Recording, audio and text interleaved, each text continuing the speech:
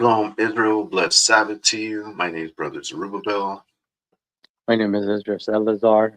We're children of Israel. Welcome back. Another Sabbath, another lesson. We're going to be continuing a lesson. We apologize for last Sabbath. Don't know what the issue was, but having technical difficulties. Ended up getting kicked out of the live stream and couldn't get back on. Things were slowing down. There's all kind of issues last Sabbath, so we're going to continue the lesson. We only basically got through the first 10 precepts of the lesson last week. Um, so we're going to go ahead and continue this lesson um, because it's any lesson that we do out of the Bible is an important lesson, but uh, been wanting to do a lesson on this. Finally, got to it. You were here last Sabbath and watched, or maybe catch the recording. Um, this lesson is a man may be known by his look. Uh, what is the importance of that? Number one, as the Israelites, as God's chosen people, we have to understand that the Most High has certain expectations of his people. And it goes beyond just our our conduct, into also how we look, because the way you look and act has a profound effect on how people view you, the perceptions of others on your character, on who you are as a person. Um, I know we like to tell ourselves in society that looks don't matter. You can't judge a person by their look. That's wrong. It's bad, so on and so forth. But the Bible teaches different, and that's why we're bringing this out to again bring awareness to our people that a lot of the sayings, a lot of the things that we've learned about the scriptures are completely wrong, because in the churches they're teaching people you can't judge a book by its cover. You know what I mean? They're allowing the cross dressing. They're allowing the women in the pants, the men coming in wearing dresses. You know what I mean? Even the transvestites are you know being told God loves you, come as you are. God's gonna love you anyway, as long as you believe you could be saved. Just a lot of nonsense that goes against what the scriptures teach that's going on in the churches. Um, and so we're going to be continuing this lesson to show you the importance of why um, we must carry ourselves in a certain way. And number one is because God told us to. All right. He told us that this wisdom and understanding of ours is, it's important in the sight of the nations for them to see it, to see us behaving in a certain way, to be dressed in a certain way, so that they could look upon the children of Israel, you so-called blacks, Hispanics, Native Americans, and be able to say that, hey, this is a wise and understanding people. That's how they should be viewing us. But unfortunately, um, we mentioned it last time, but due to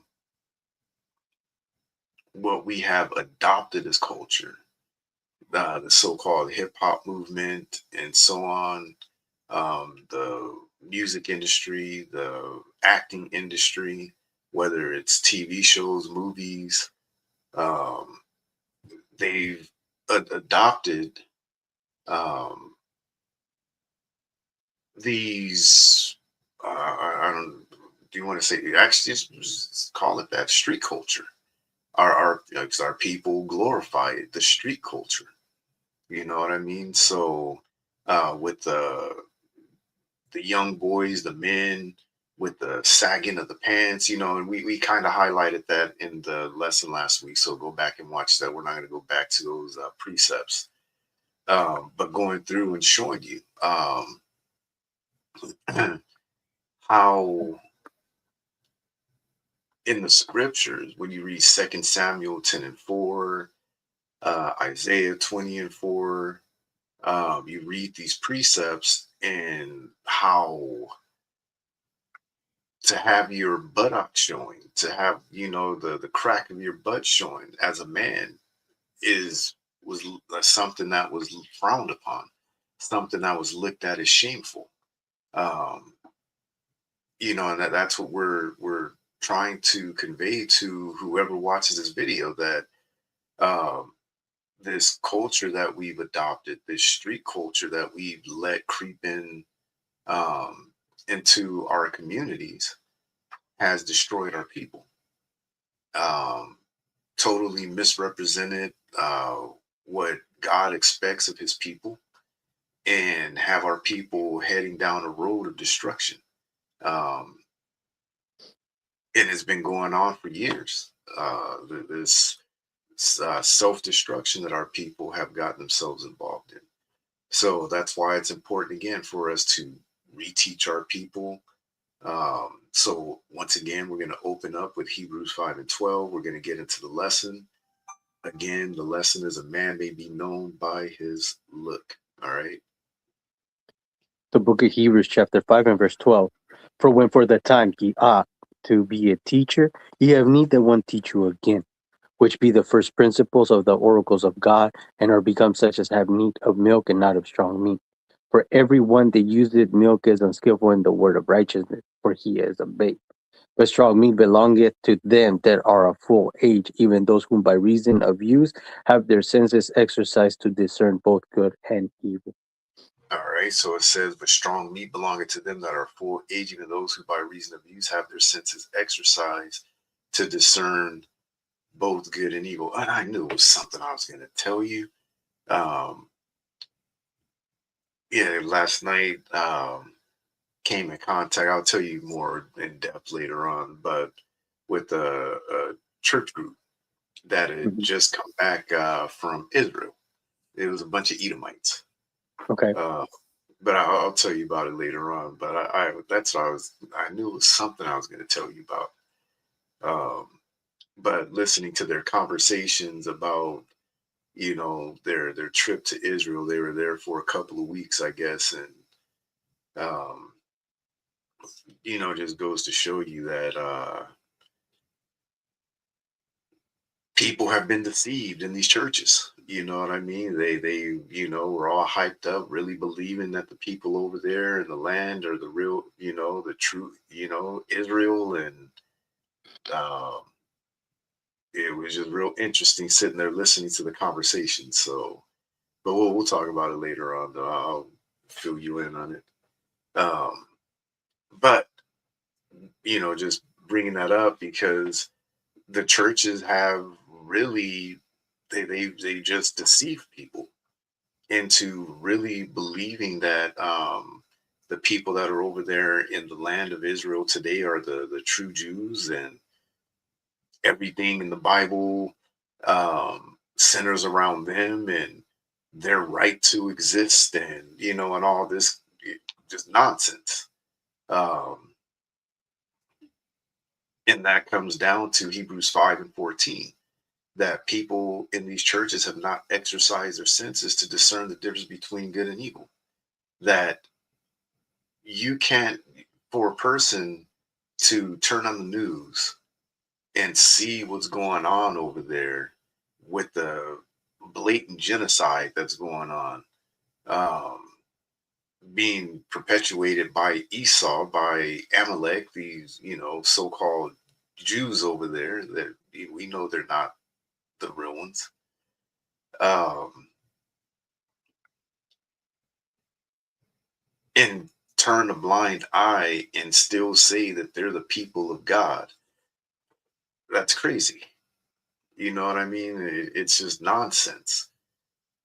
As destroyed as our people are in this day and age, you still don't see our people. We're not the ones over there bombing up cities. You know what I mean? Bombing up, uh, nations and countries and stuff like that. It's crazy. It amazes me how people will, turn a blind eye and truly believe that they're the people of God when, the atrocities that they're committing over there is just, it's mind blowing. Um, and again, why am I bringing it up? Because people have not learned to discern the difference between what's good in this world and what's evil. All right. The only way you're going to be able to digest this, again, you must come into this desiring the sincere milk of the words.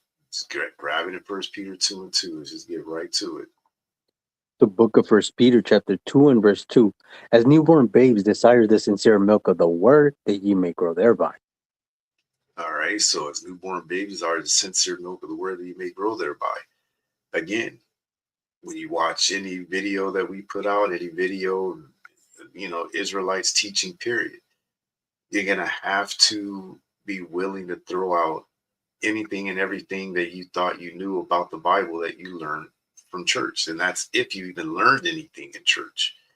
Because these churches now are trying to put on a perception that they're teaching the Bible like the Israelites, to a certain point. But the way they're trying to do it is that they're debunking the Israelites, what they believe. But you got to be willing to humble yourself. You got to be willing to become like a little child that just, is ready to just listen and learn, not question anything and everything, because that's what happens with people, especially when you're dealing with adults. You know what I mean? You try and teach them something, try and tell them something, and they always got something to come back with. And it's sad. It's really sad. So again, we're gonna get right back into this lesson. A man may be known by his look, and we're gonna highlight, the reasons why it's important. All right. So let's go to Sirach 19. Sirach 19, you're going to read verses 29 through 30.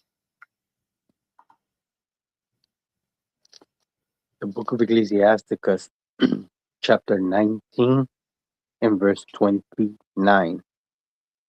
And it says, a man may be known by his look, and one that had understanding by his countenance when thou meetest him.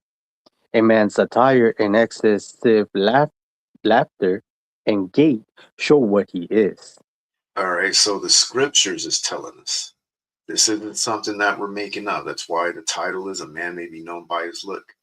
Because that's what the scripture says. A man may be known by his look, and one that hath understanding by his countenance when thou meetest him. A man's attire and excessive laughter and gait show what he is.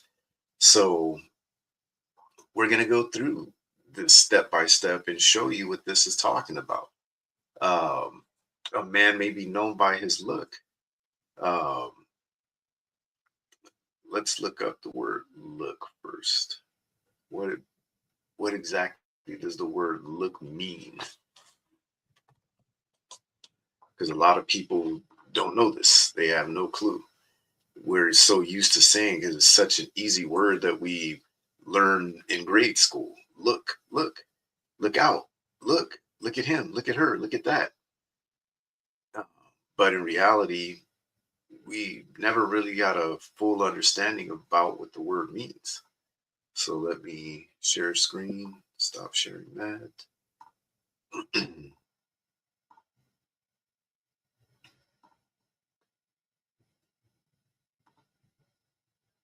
All right, let me know when you see it.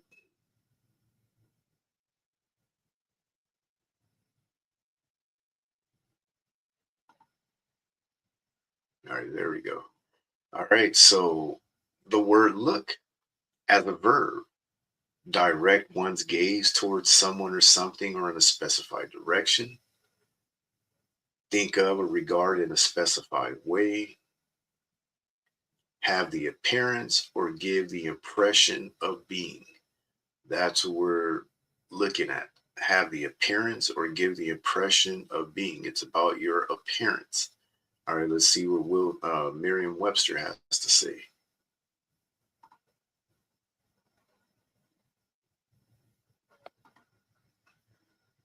All right, so Merriam-Webster says, look to make sure or take care that something is done. All right, to ascertain by the use of one's eyes, to exercise the power of vision upon. This is all having to do with your eyesight of what you're seeing physically with your eyes. To expect, anticipate. Like it says, we look to have a good year. To have in mind as an end, looking to win back some lost profits, giving you an example. To express by the eyes or facial expression. And then number 7, to have an appearance that befits or accords with. So it's again about your appearance. That's the definition that we're looking for when it says a man may be known by his look. So by definition, it's telling us a man may be known by his appearance. That's what the Bible is telling us. All right. Let's continue on. As an intransitive verb, to exercise the power of vision, to direct one's attention, to direct the eyes, to have the appearance or likelihood of being. All right. To have a specified outlook, to gaze in wonder or surprise, to show tendency, the act of looking, the expression of the countenance, physical appearance. Again, so you can see that there are multiple definitions for the word look. Okay, depending on how it's used as a noun, used as an intransitive verb, used as a transitive verb. Okay, so and just used as a verb, period. So again, the definition that we're looking for is the physical appearance, because that's what the Bible is talking about. That's the way it's being used in context in the scriptures. A man may be known by his look, or a man may be known by his appearance. Okay, so you may ask, or we may ask, why does one's appearance actually even matter? Okay, we're going to get that. We're going to look this up. Let me share again.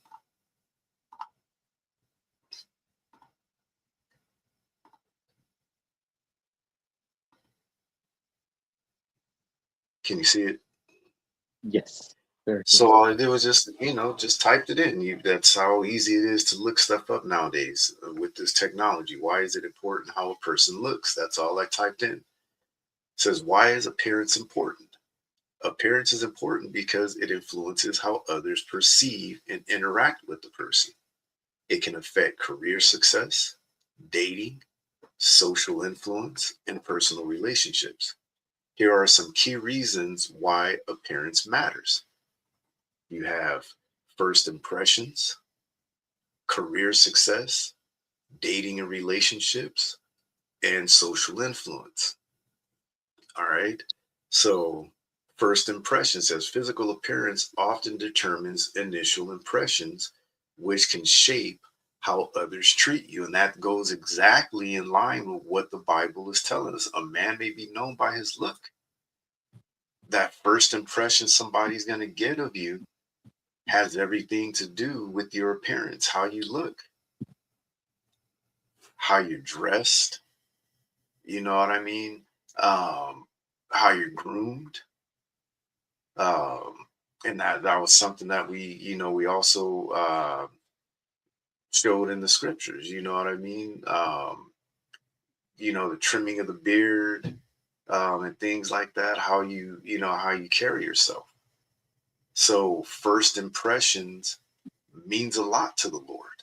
All right. And it's not just in society, in which you can see there's a contradiction.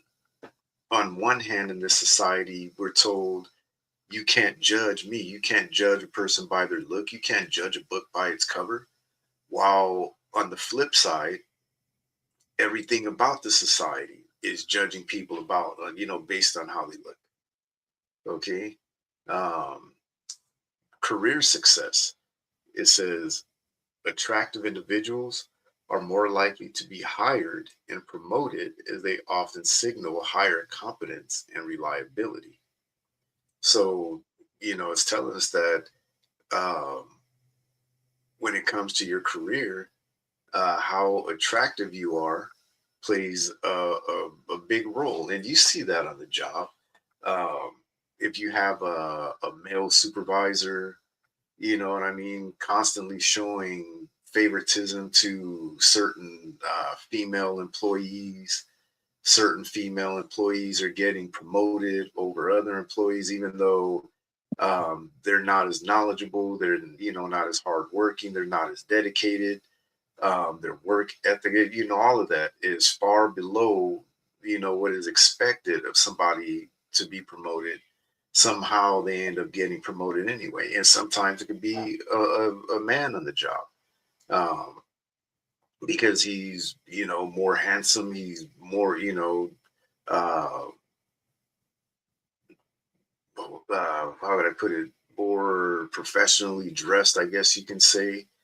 The way they look, so they could end up being promoted over others. All right, in the workplace.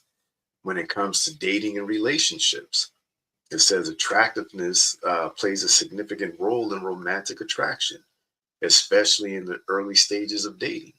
And that is absolutely true. That when it comes to meeting somebody, the first impression of the person is how they look.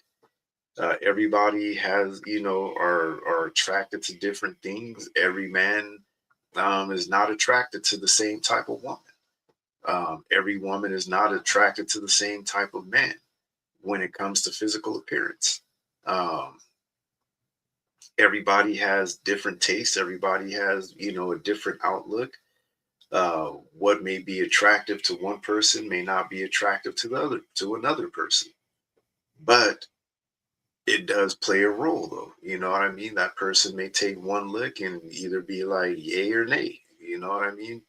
Um, so when it comes to this society, of course, the the more attractive a person is, the higher probability of them being able to find more dates. We know in the Israelite community, we shouldn't be engaged in dating. There's no such thing as dating or boyfriend girlfriend relationships. Um, the Lord deals with marriage. But looking at this society today, um, everything about dating and relationships, uh, although, and that again, that's another contradiction with today's modern women. On one hand, they say it's all about finances, how much a man makes, what kind of car he drives, what kind of house he lives in, what kind of 401k they got, and all this kind of stuff. Um, but when they find those type of men, all of a sudden, even though the man is a great provider and can provide a lot for them, they're still not satisfied because they're still looking for Pookie down the street that just because he looked good, may work out, go to the gym, keeps himself in shape, but he's broke. You hear a lot of these women, you know, uh, glorify, the fact that, they like messing around with these kind of men. But when it comes to dealing with somebody that's going to provide a stable household for them, then they're looking for, the man that's got more career success. Um, so again, that just shows the contradiction in a lot of today's, you know, so-called modern women. But your appearance has a lot to do with how successful you are in attracting somebody of the opposite sex. All right. Um, Social influence. Your appearance has a lot to do with your social influence. Attractive individuals tend to receive preferential treatment in social interactions and have more successful networking experiences. Improving grooming and hygiene can send strong signals about self-care and attention to detail, which can enhance your overall appearance and positively influence how others perceive you. All right. So when it's coming to the scriptures, again, a man may be known by his look. In other words, the Lord is telling us a man may be known by his physical appearance. Okay. That's specifically what it's talking about. Let me go back to the scriptures. This window.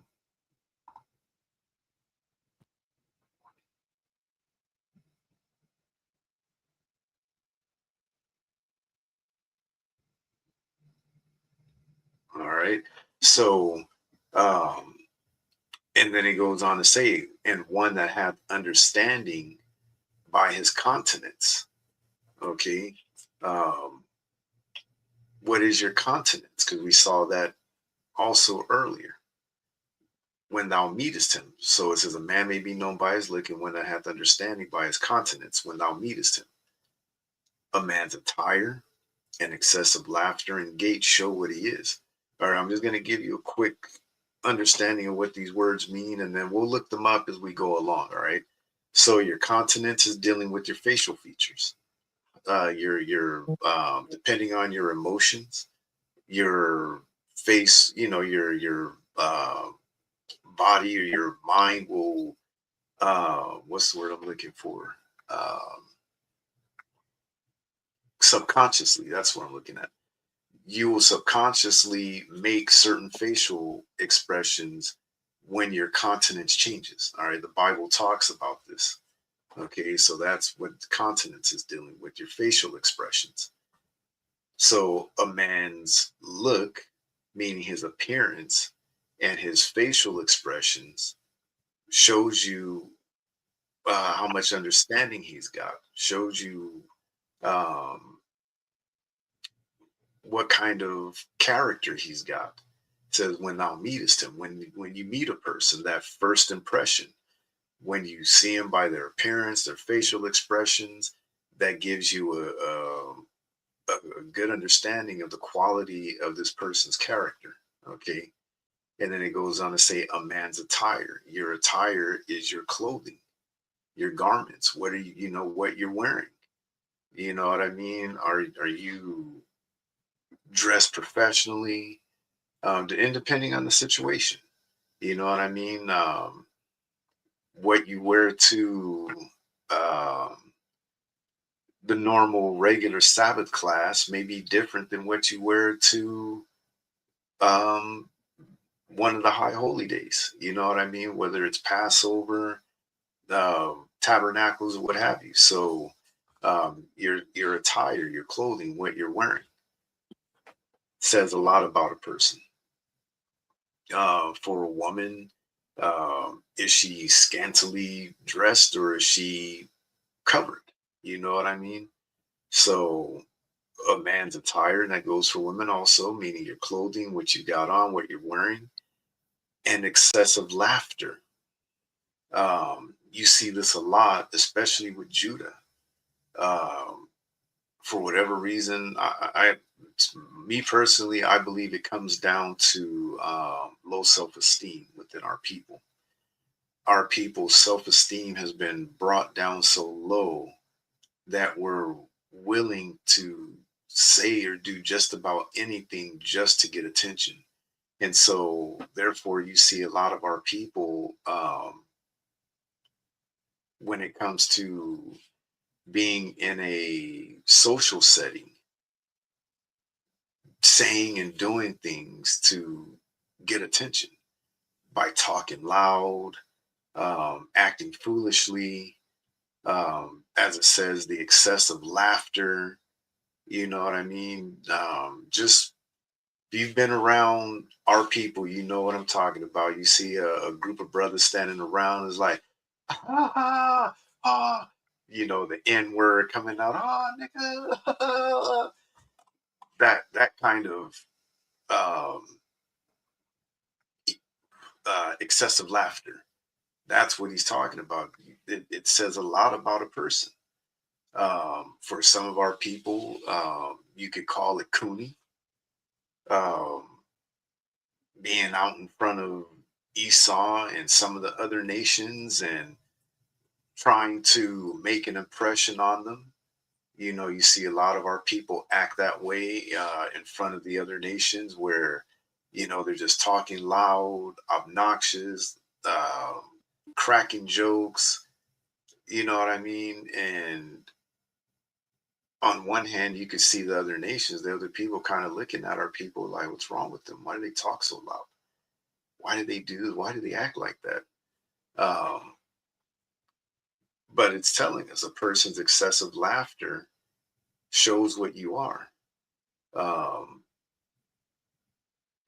it's a sign of immaturity. You know what I mean? A person going into a business meeting and laughing and smiling and giggling and, you know, and acting childish is not going to help you get a job. But unfortunately, that happens to a lot of our people. They go into job interviews, they go into social settings, and um, again, it's that low self esteem that they just don't know how to act in social situations in a lot of cases. And your gait's talking about how you walk, your style of walk.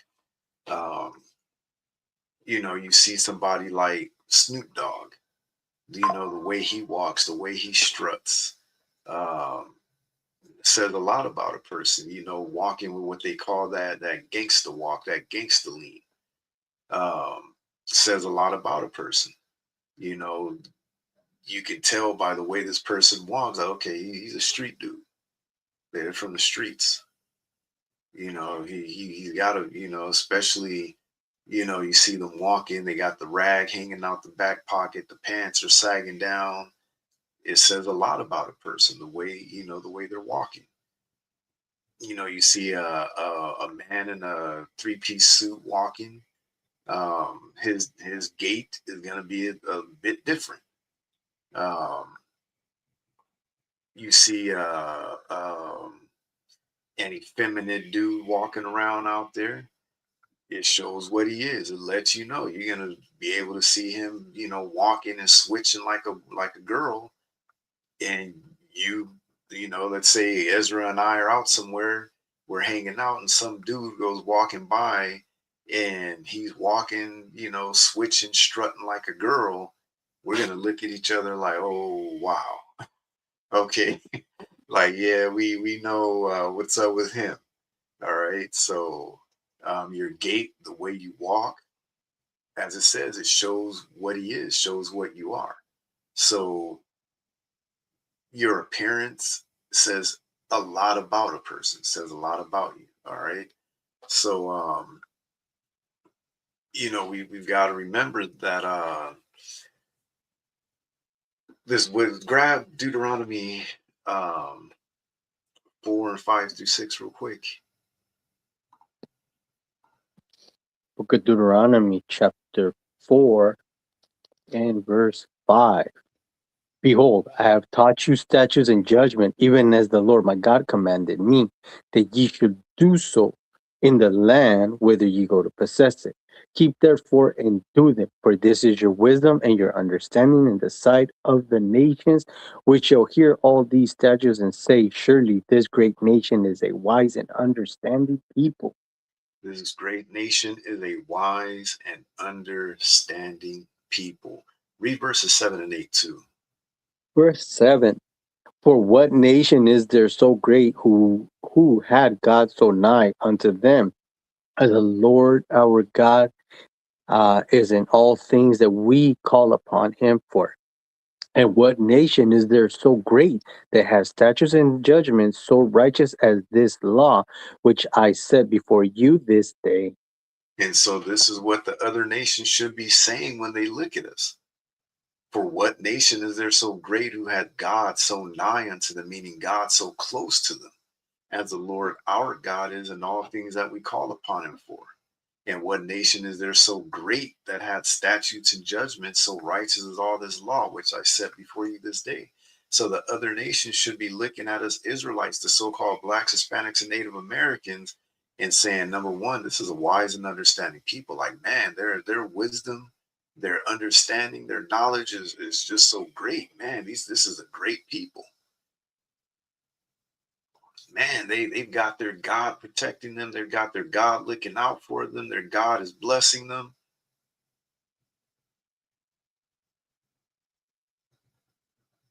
They should be looking at us saying, man, they've got all this righteous laws.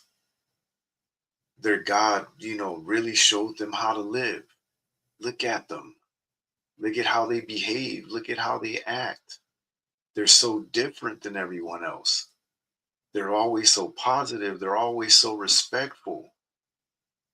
You know what I mean? That's how the other nations should be looking at us. But unfortunately, it's the complete opposite. They're not looking at us that way. Okay. Um, they're not looking at us as a wise and understanding people. Let's go to Sirach 19:24.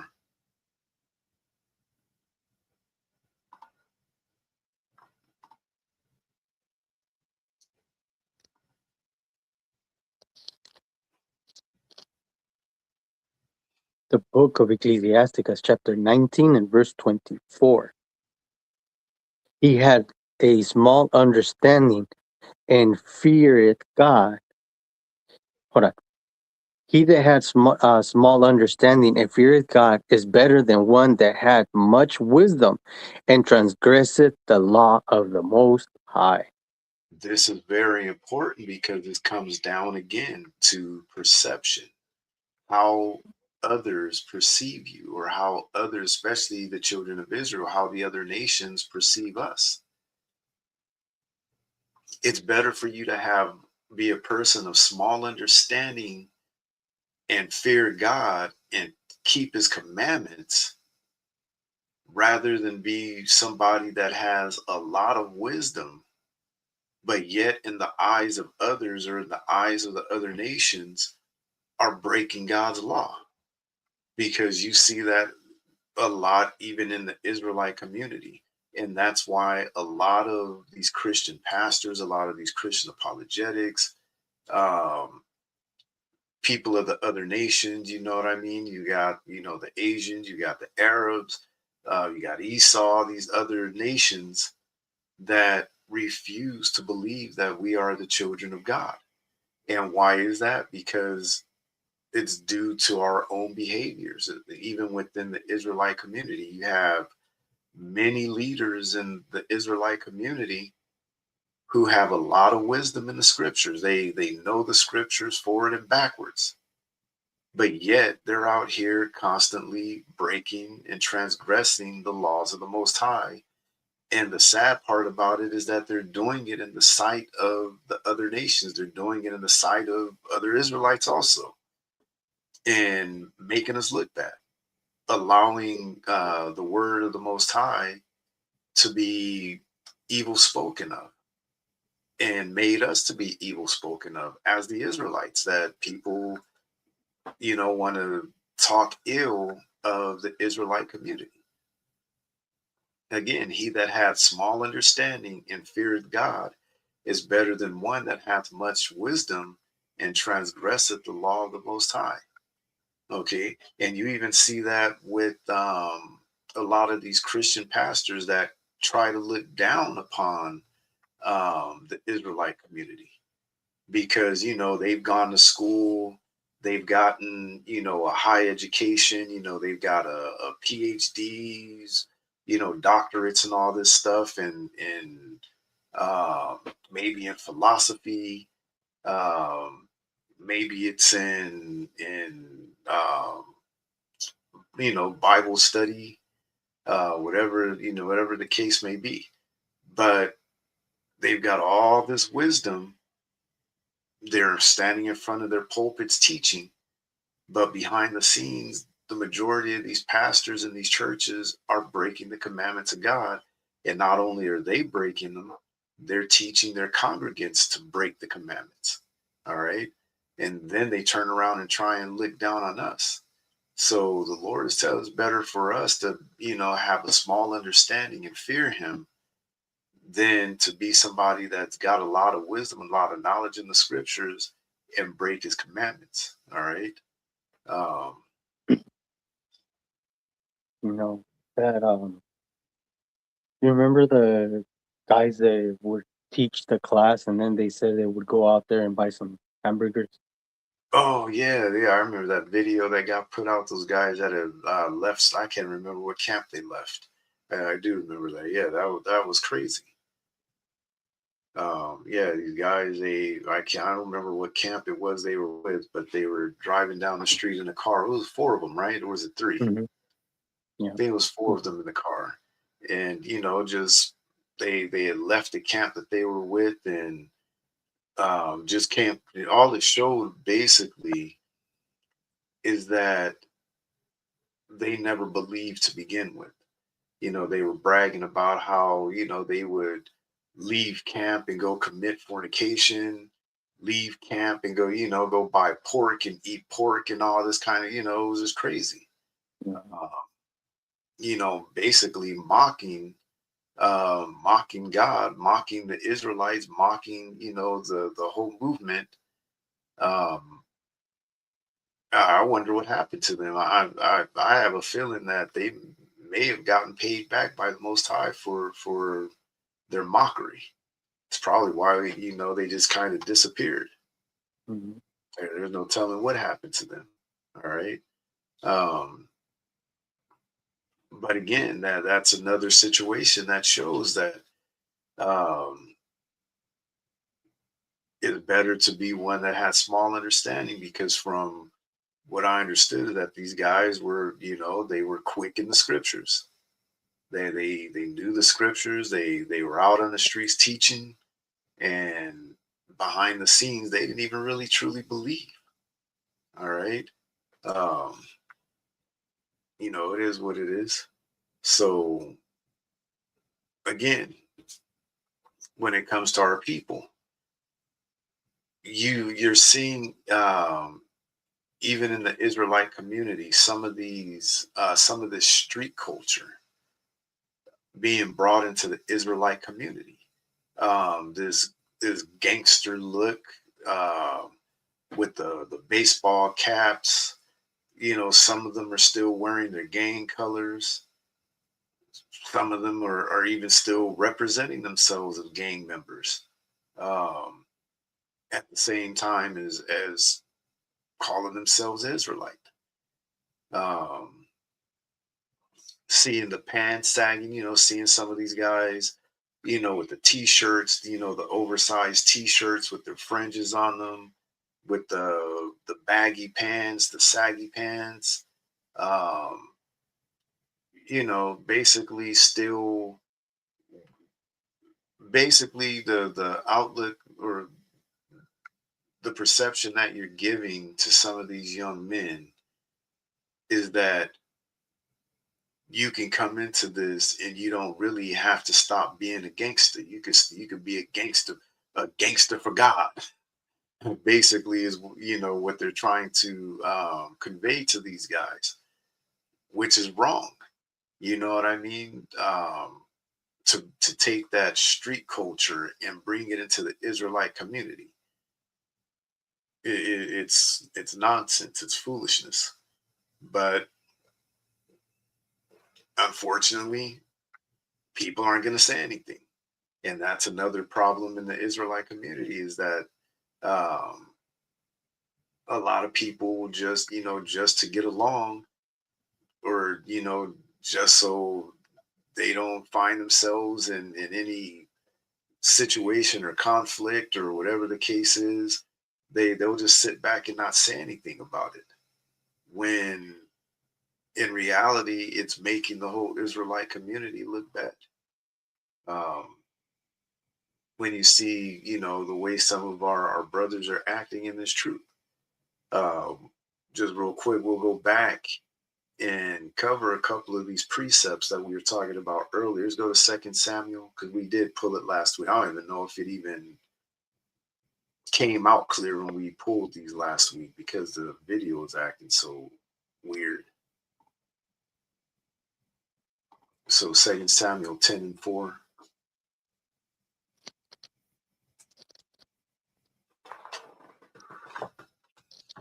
The book of 2 Samuel, chapter 10, and verse 4. Wherefore, Hanun took David's servant and shaved off the one half of their beards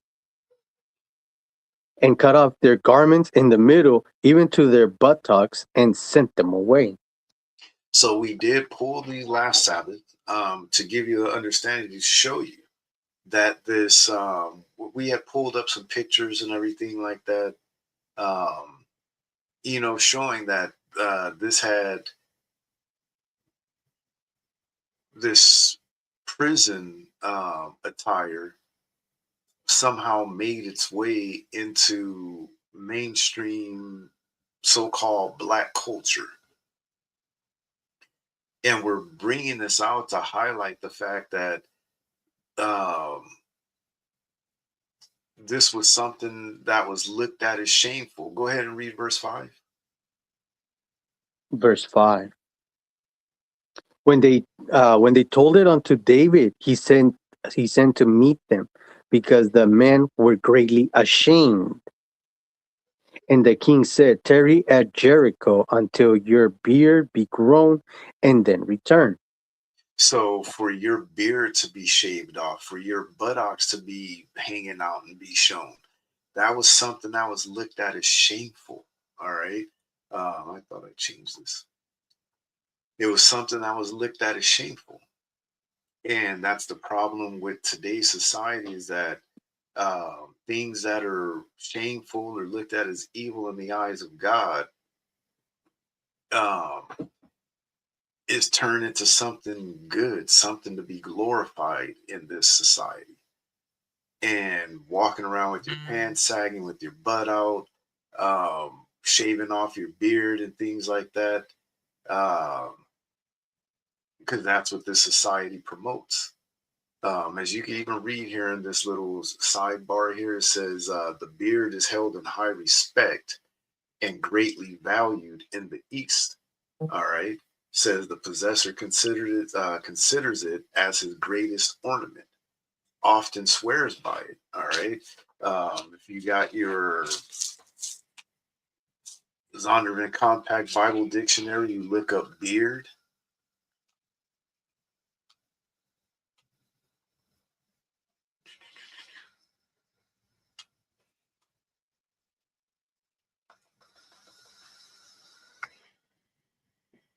Beard.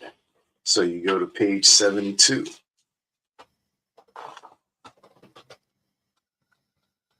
You go to page 72. I don't think it's clear enough, huh?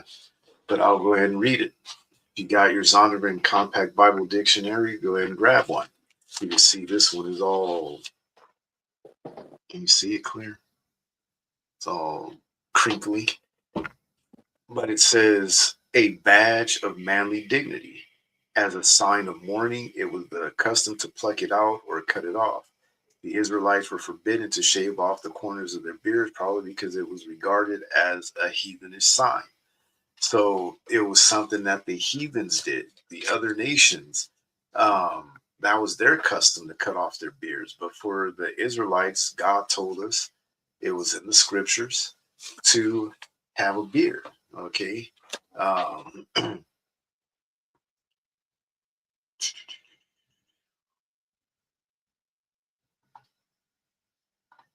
Real quick, go to Leviticus 19:27.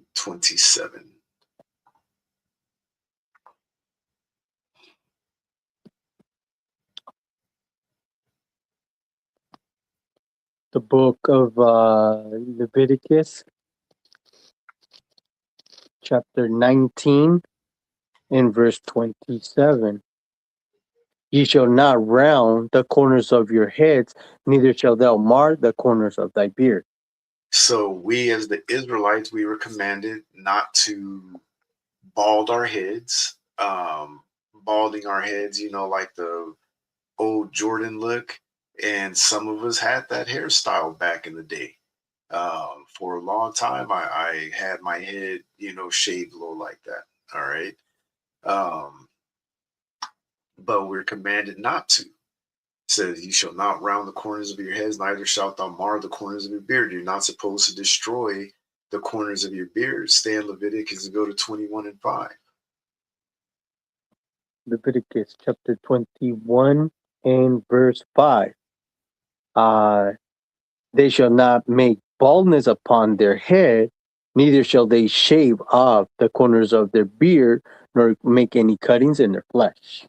All right. So this is going into shaving our heads bald as men, shaving off our beard as men, making cuttings in your flesh is going into what? Tattoos. If we go back to Leviticus 19 and read 19 and 28.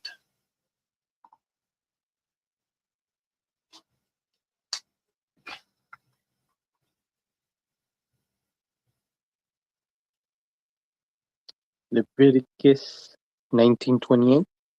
28, yes. The book of Leviticus chapter 19 and verse 28. You shall not make any cuttings in your flesh for the dead, nor print any marks upon you. All I right. am the Lord. So again, it's telling us about what? We're not supposed to make any cuttings in our flesh. We're not supposed to be printing any marks upon us, meaning we're not supposed to be getting tattoos. But somehow that street culture, that jail culture, has crept into what we call so-called black culture. And black culture and jail culture have been intertwined so much to the fact that you can't, to the point to where people cannot tell the difference anymore. You know what I mean? You see your average everyday, brother walking down the street, they've got tattoos all on them, pants sagging, they got the gangster walk, and it's been completely normalized. Um, you see athletes now, um, like back in the day, Allen Iverson. Um, Jordan kind of started a little bit first with the, oversized baggy basketball shorts when he was out there playing. But Allen Iverson, came in and really pushed that. But more of that more gangsterish attire look with the tattoos. All of that started creeping in, into the basketball, football. Now you see track athletes, gymnasts, MMA fighters. You know what I mean? Every facet of sports, they're wearing tattoos. Um, where back in the day, the only people that really had tattoos, you either were in a biker gang or you were in prison and you were part of a prison gang. Those are the only people that you saw walking around really with tattoos on them. But now you've got high school kids sneaking off and somehow getting tattoos. It's just been normalized in culture, even though the Bible flat out is telling us you're not supposed to make cuttings in your flesh. You're not supposed to be printing marks on us. We're not supposed to be doing it. Leviticus 19:28. Leviticus 19:27. We're not supposed to be balding our heads. We're not supposed to be shaving off our beards. Leviticus 21:5. Same thing. We're not supposed to be shaving our heads. We're not supposed to be cutting off our beards. All right. We've got to keep this in mind as the children of Israel, as the children of God, because again, He has certain expectations of us. Even though all of these things have been normalized, you even see police officers. I remember back in the day, to become a police officer, you couldn't have tattoos. Okay. There was no way you would get hired onto a police force if you had tattoos. Um, There is no way, you as a doctor, you would be hired into a hospital if you had tattoos.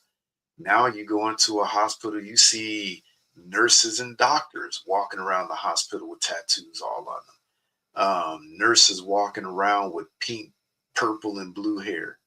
And Right. that's another thing too. The dyeing of the hair. They made it cool to walk around. The average person walking around with purple, green, blue, pink, and all types of hair color back in the day, especially in the 80s when the punk rock scene came out. It was only the punk rockers you saw walking around like that, and it actually really became more popular. Let me see, with Cyndi Lauper. You remember how she looked back in the day?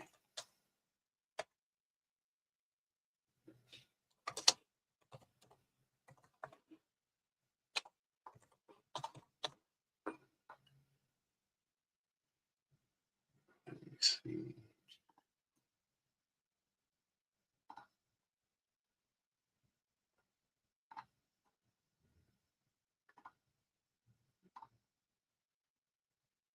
I'm going to try to avoid using any videos today because that was what part of the problem was. But if you go back, let me see images.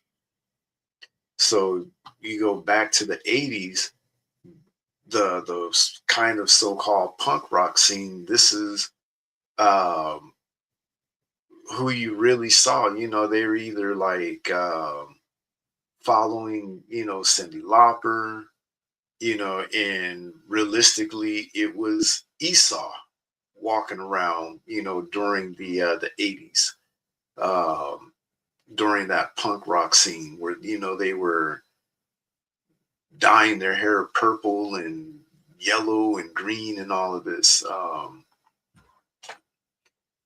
put in 80s punk rock scene, not 90s.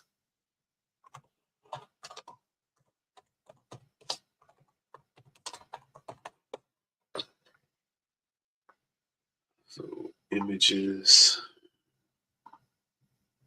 So back during, the 80s, they had the Mohawks, they had the purple. Can you see the images? Yep. You can see it. Yes. Yes. All right, so you could see the images. It was Esau. You didn't see black people walking around, you know what I mean, with their hair like this, pink and purple and red and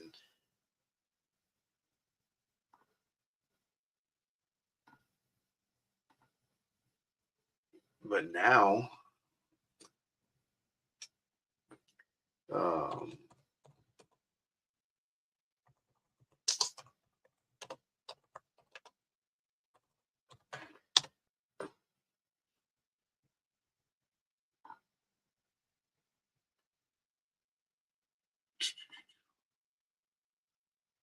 that's funny because all I typed in was black people with dyed hair and look at what popped up. Let me share the screen again.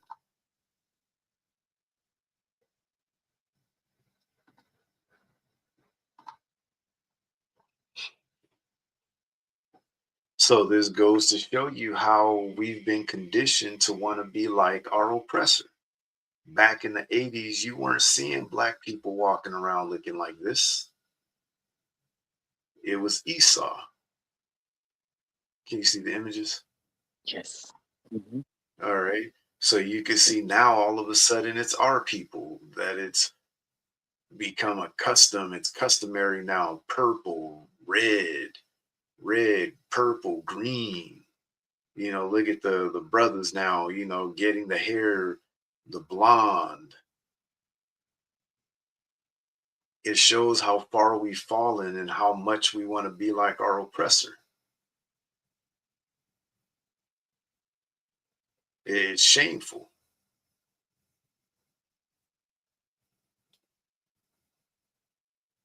All right. So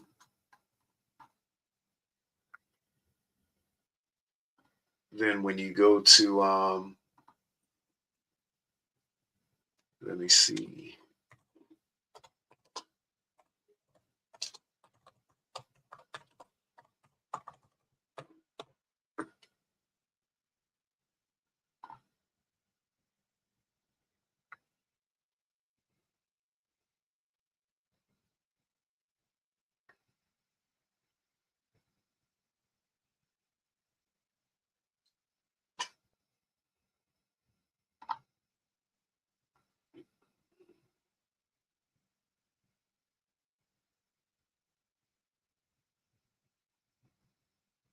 So, as you know, we just showed you that the scripture says we're not supposed to be getting tattoos. But look at what's been normalized.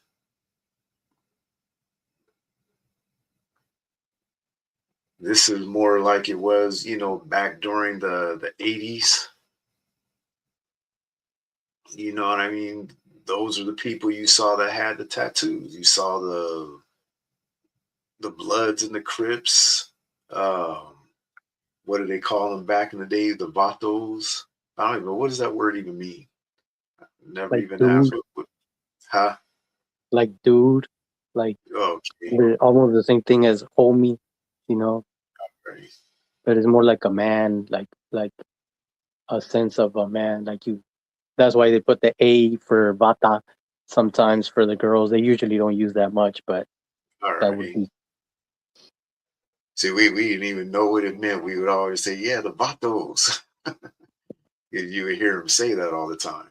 But you can see this was back in during the 80s. The people that had the tattoos, they were either in prison or they were gang members, even though the gang members are still getting the tattoos. But you can see it's transcended gang culture and now it's just normal everyday society.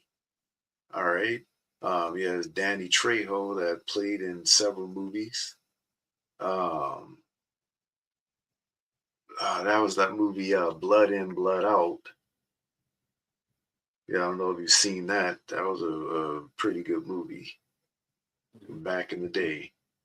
But I don't understand why there's a couple. You know what I mean? It seemed like they're showing mostly Latino gangs instead of, well, here's one.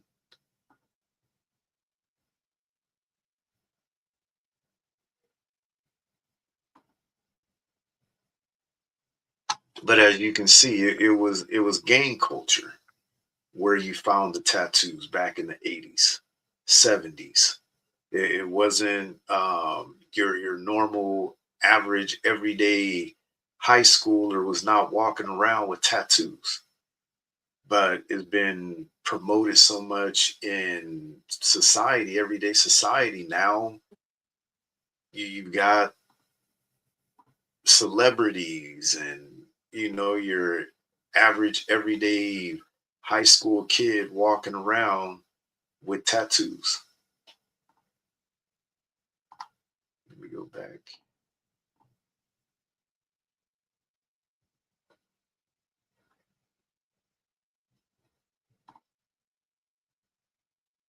All right, so let's go to Isaiah 20:4.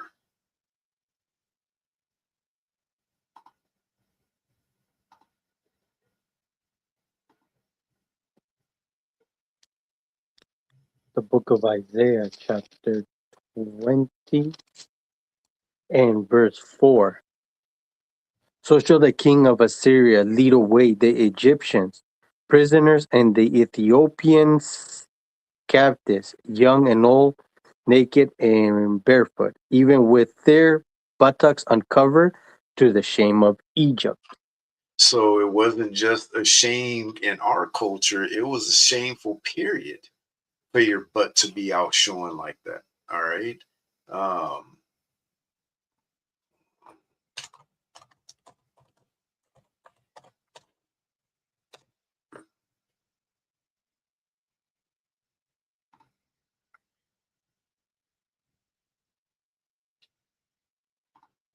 so we'll go back. I don't know if I got a chance to actually show all of these last week.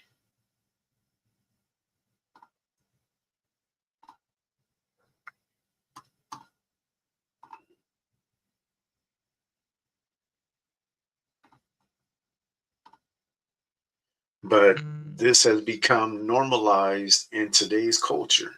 You know what I mean? You see, it's Justin Bieber up there on stage.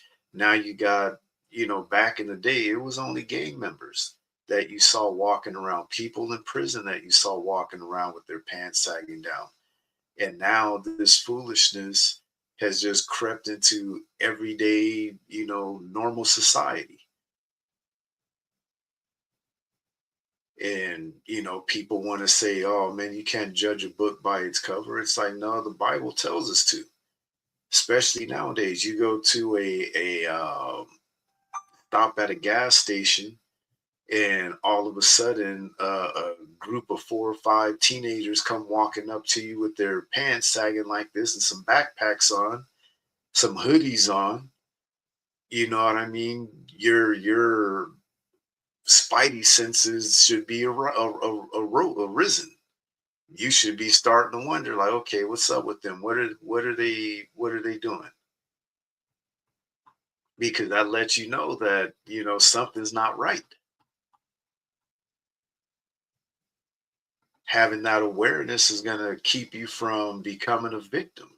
You know what I mean? Especially in today's society, people are getting followed home from the banks. You know what I mean? Getting followed home from work, um, and robbed. You know what I mean? People are getting carjacked left and right. Um, it's 1,000 times worse than what it was back in the '80s when this stuff started.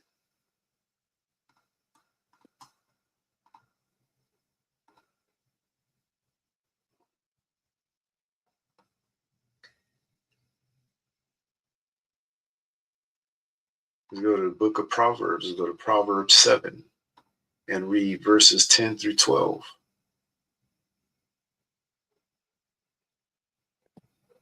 The book of Proverbs, chapter 7 and verse 10. And behold, there met him a woman with the attire of a harlot and subtitle of heart. She is loud and stubborn, her feet abide not in her house.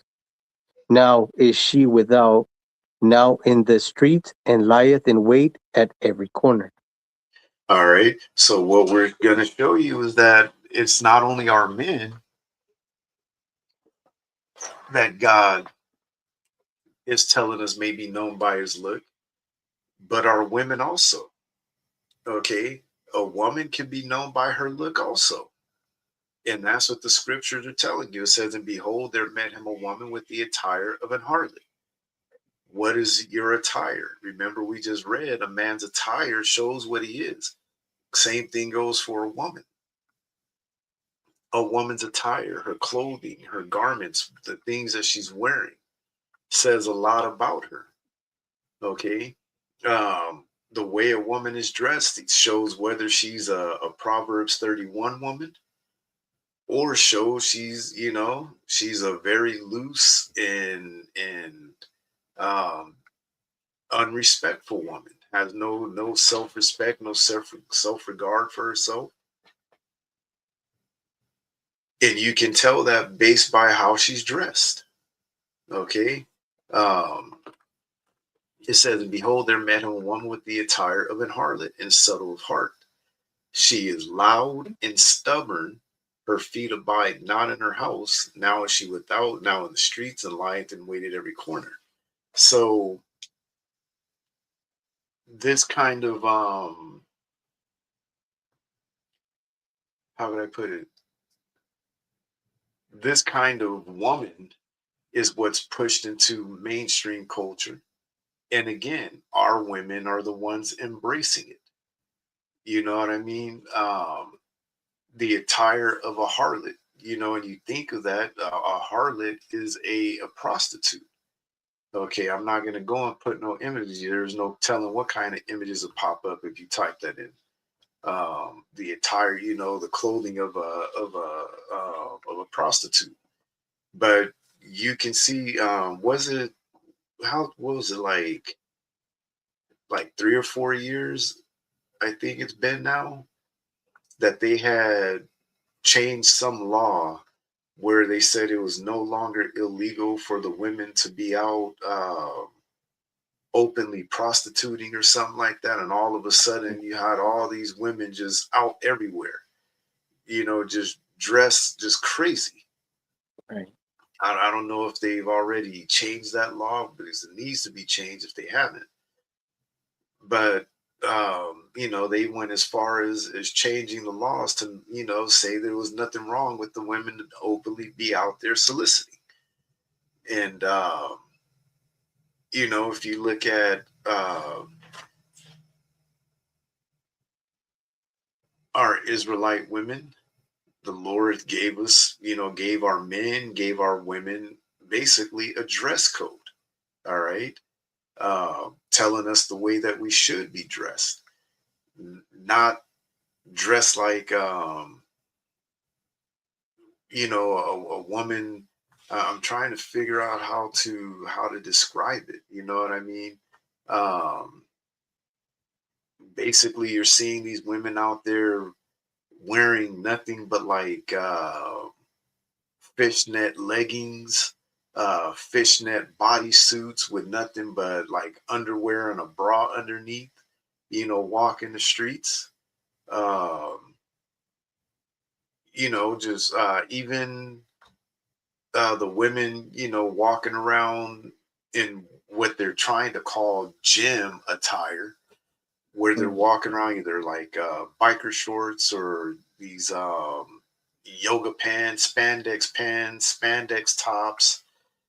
All this stuff has become popular in the culture for women to walk around wearing. Where these outfits that show off their curves, show off their bodies. Um, but God told the Israelites, the Israelite women especially, that He expects them to be dressed in a certain manner. Okay, not dressed, like a prostitute, basically. Real quick, let's go to Sirach 9. Sirach 9 and 8.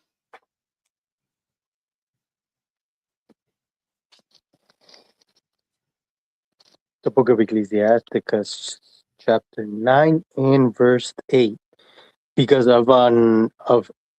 because of unrighteousness, Sirach, deal. Sirach, Sirach 9 and 8. Oh, I jumped to 10. My bad. Hold on. Now here we go. Uh, Turn away thine eye from a beautiful woman, and look not upon another's beauty, for many have been deceived by the beauty of a woman. For herewith love is kindled as a fire. All right, so the scriptures tells us men to stay away from women that are dressed like harlots, to stay away from, women, not to allow ourselves to give in to our desires when you're looking at a woman. Okay, because a lot of these women are going to use this stuff to their advantage, and that's what society has taught them now. You could dress how you like, you could talk how you like, you could, lay down with as many men as you like. All you got to do is just, use protection, and you can sleep with as many men as you want. I'm serious. Go look at some of these videos on YouTube where some of these YouTubers are going out on the streets and interviewing these young girls, these high school girls, these college age girls, and just asking them questions. Like, how many men have you been with? There's one I saw the other day where they were asking these girls that were on spring break. So how many guys have you been with? And the girl was bragging about in 3 days of being on spring break, that she had already slept with 12 different men, 12 different dudes in 3 days span, being on spring break. And the way her and her friends were laughing about it and thinking it was cute and funny, that they weren't even done because they still had a whole, like 4 days left of spring break. They were going to live it up. This is the mentality and the attitude of a lot of these girls and these women now, that they're going to try and use their beauty to get what they want. And that's what society has taught them.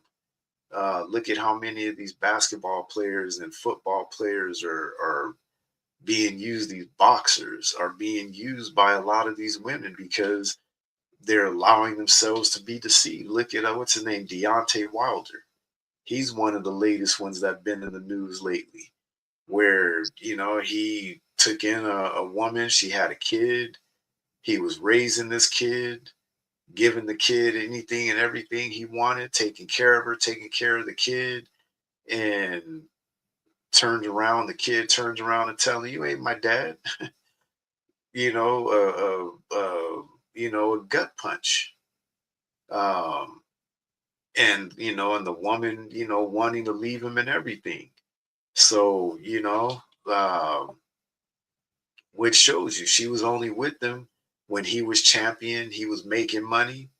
And now that fallen, he's no longer champion. I don't know what his finances look like, but now all of a sudden, she's looking at him because realistically, you see Deontay Wilder, he looks like a taller version of Flavor Flav. I don't know if you noticed that. But Deontay Wilder, the boxer, he looks, looks like a taller version of Flavor Flav. So, the only reason why she was with him was because of the status, the money and, the prestige of him being the heavyweight champion. That's all it came down to.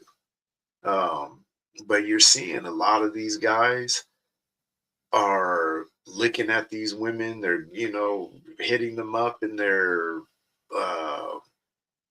what do they call them, the DMs on their Instagram pages and stuff like that, all because these women are putting their pictures on these platforms and calling themselves models. And it's funny how today anybody could be a model. All you got to do is just take some pictures, put them up on Instagram and say, I'm a model. And now all of a sudden they're a model. Okay. But these guys are, they're dealing with these women. They're dealing with these women doing this OnlyFans stuff and all that stuff you keep hearing about. Um, what is that dumb little girl? The Catch Me Outside girl. What's her name? I can't even think of her name right now. But bragging about how the day she turned 18, she started an OnlyFans page, and since then she's made just about $100 million just from being on this OnlyFans thing.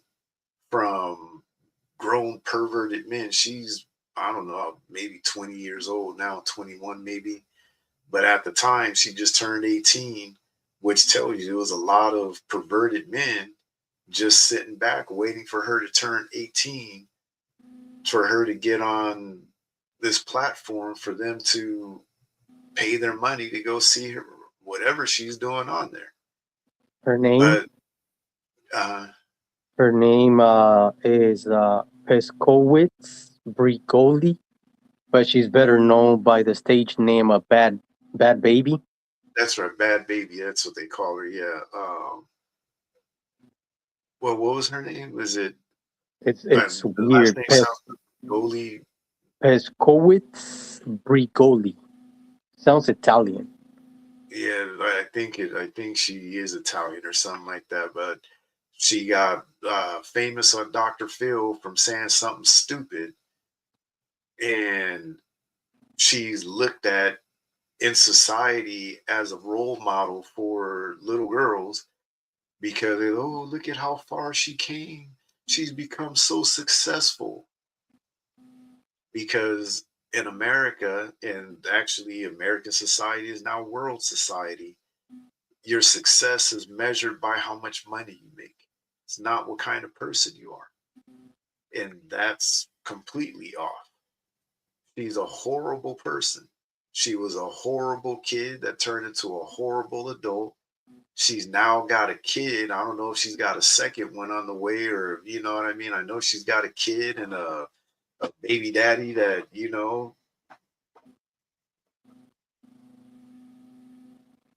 no business having a kid.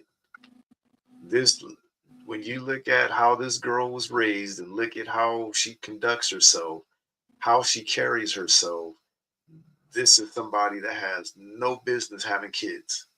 No business having kids. I don't care how much money she got. All right. This is what society is breeding. And you've got a lot of men that are, looking for those kind of women, trying to look for these women that look like the Kardashians. That's what I like to call them, the Kardashians. I like to call them the Kardashians because in my eyes, they're nothing but trash. These are trashy women. That's what society has turned a lot of these women into. It's just trashy the way they carry themselves, the way they look. I don't care how much money they got. I don't care how much plastic surgery they go and get.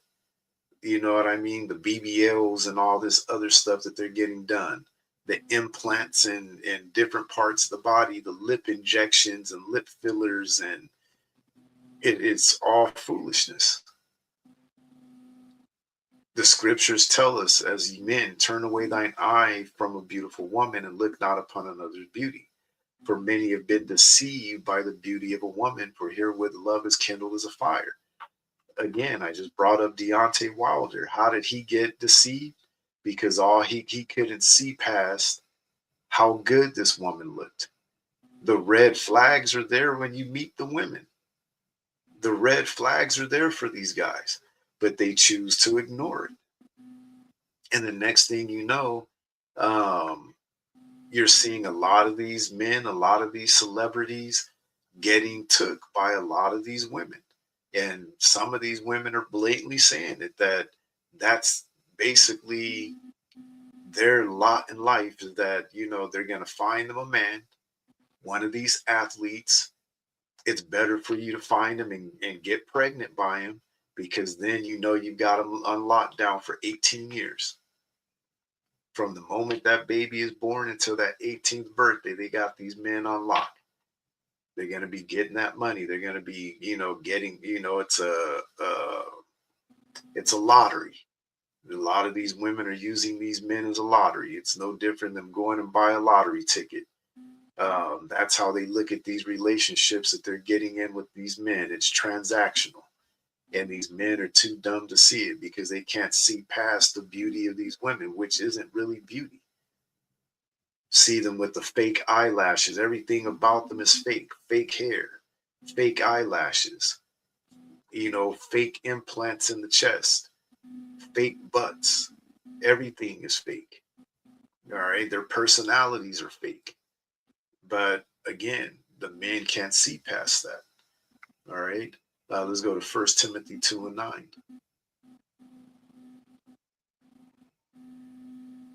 Again, a man may be known by his look, and that also goes for a woman.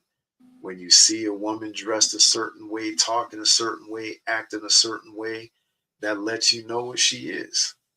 She's either a Proverbs 31 woman, somebody that you look at as she's very honorable, very respectful, very courteous. You know what I mean? Her personality just screams that, she's a woman of honor and integrity. And then you see these other women, the way they dress, the way they talk, the way they act, and you just can just know, what, you're just trash. You're no good.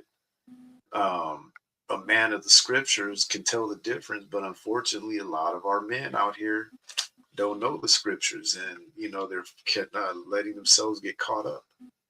All right, you got it. Yes. The book of 1 Timothy chapter 2 and verse 9.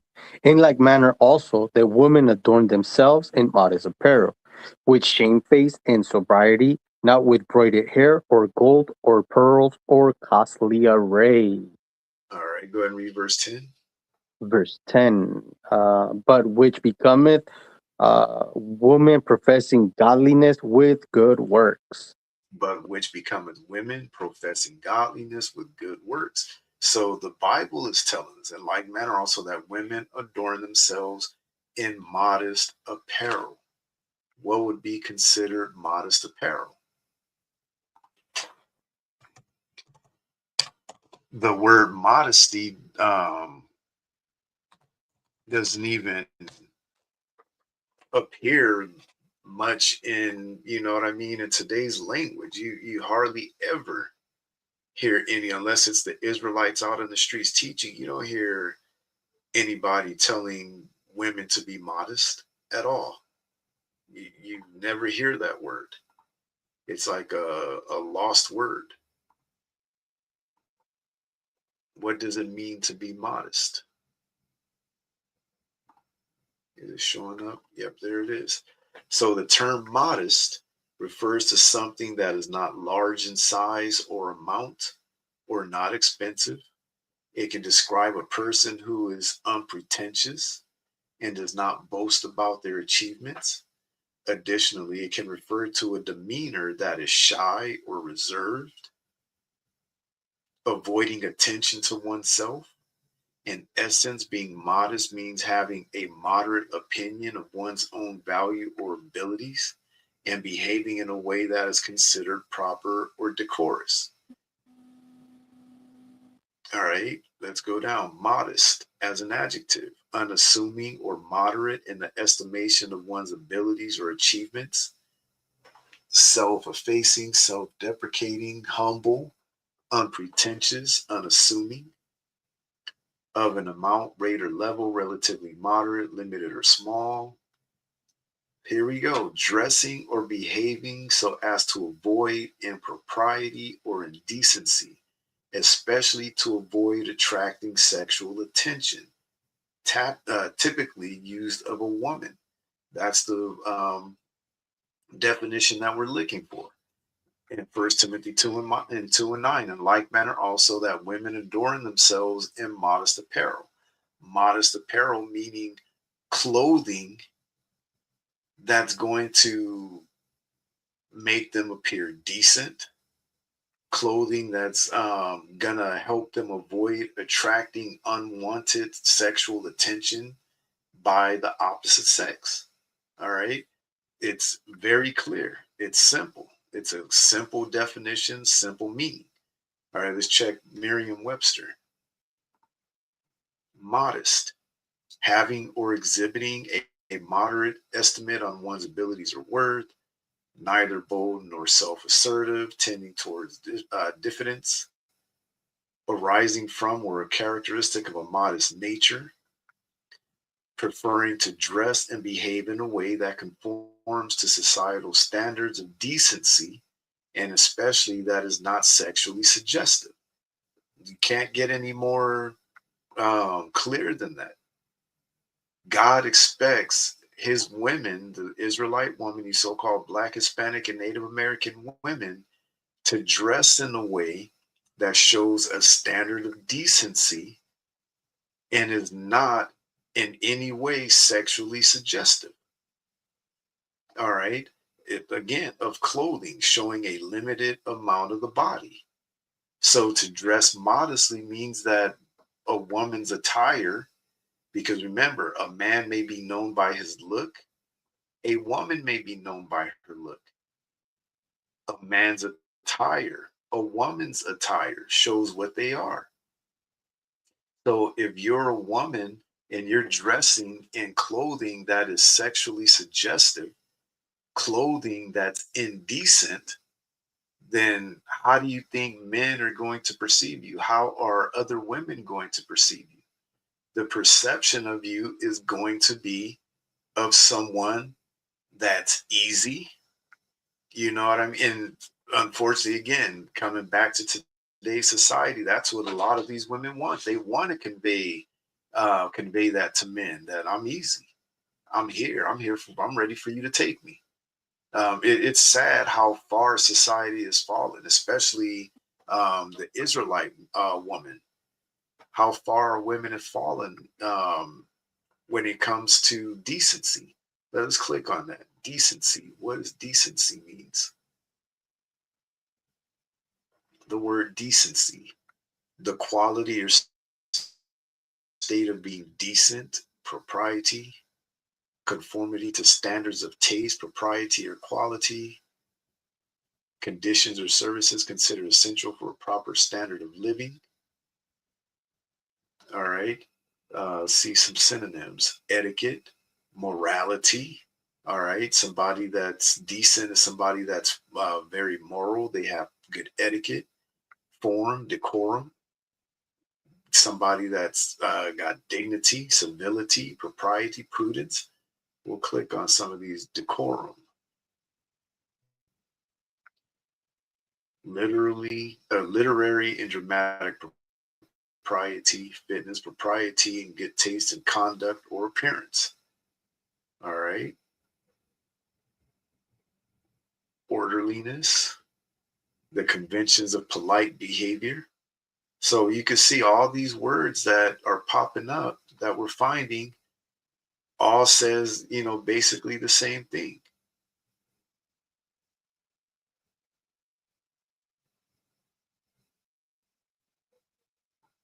So when it comes to our women, the Lord is expecting you Israelite women to be somebody that's decent, meaning that somebody that's showing good etiquette. Let's click on etiquette. The conduct or procedure required by good breeding or prescribed by authority to be observed in social or official life. Okay? The way you carry yourself in different situations.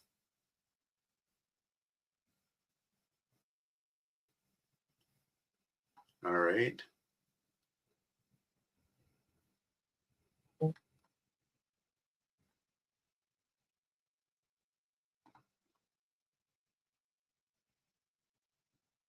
Morality, a doctrine or system of moral conduct. Morality, particular moral principles or rules of conduct. That's what God's laws are, to teach our men and women a way to live, a moral way to live, a morally right way to live. Okay. Conformity to ideals of right human conduct, moral conduct, virtue. You see all these words in the Bible. The moral discourse, statement, or lesson, a literary, other imaginative word teaching a moral lesson, but conformity to ideals of right human conduct. And the Lord is telling our women that a good ideal or right human conduct is how you dress, dressing yourself in modest apparel and modest clothing. That shouldn't be too hard to understand, right? Let me go back again.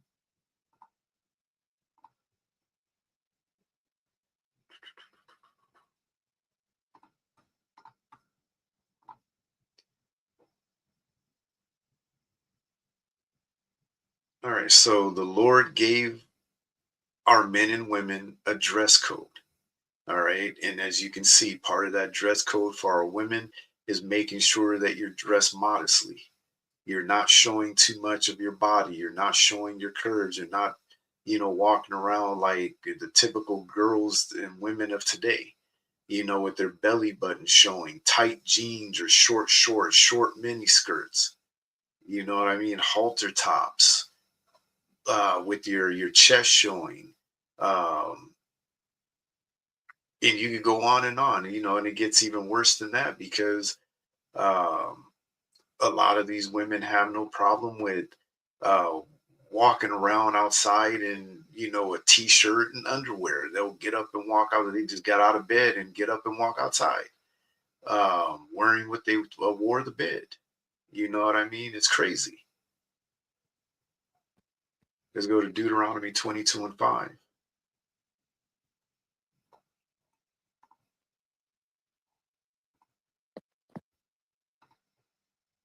Because we mentioned this earlier, but we're going to show you that it's actually in the scriptures. The book of Deuteronomy, chapter 22 and verse 5. The woman shall not wear that which pertaineth unto a man, neither shall a man put on a woman's garment, for all that do so are an abomination unto the Lord thy God. So as we read earlier, a man may be known by his look, and that also goes for a woman. A woman may be known by her look.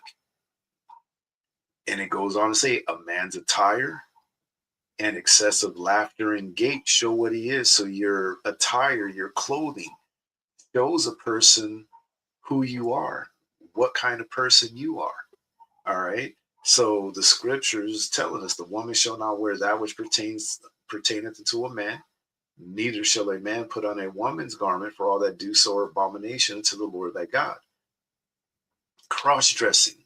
We mentioned this earlier when I said that, if he and I were out somewhere and some dude comes walking up, he walks by, he's switching, he's got that girly, effeminate walk to him. That lets us know, you know what I mean? We're going to look at each other and kind of look at him side eye, like, okay, we can see where he's coming from. He's very effeminate. All right. But the Lord is telling us that our women are not supposed to wear pants and that our men are not supposed to be walking around wearing dresses. But unfortunately, in today's society, what has happened? Things have been flipped to where, if you look at society today, especially high school, middle school, elementary school, it doesn't matter what level of schooling it is, college, you look at what the girls are walking around wearing in today's schools, all of them are walking around wearing jeans. All of them. The majority of the girls walking around, 99.999% of them, are walking around wearing jeans, wearing pants. Okay. And it's crazy the number of boys in these schools that you see walking around dressed like girls, dressed like women. They're walking around in dresses, walking around in skirts. It's crazy. It is insane. When I was in high school, there was only one person that was a boy at that time that was walking around wearing dresses, wearing skirts. You know what I mean? At the time, he, how do I put it out? Never condoning what he did, but in reality, he was actually cool. He was a cool dude. Um, knew very well. Um, Trying to avoid saying his name because he did become somewhat famous um, from hanging out with a certain celebrity. She passed away. She's gone. Um, but I actually went to middle school and high school with this dude, and he was the only one at that time walking around wearing a skirt back in the day. Um, it's hard not to say it because uh, you heard of Anna Nicole Smith. Okay, she had a friend on her show. His name was Bobby Trendy. I went to middle school and high school with him. He was the only dude at that time walking around as a guy in our school wearing a skirt. You know what I mean? It was something that wasn't seen. You know what I mean? But now it's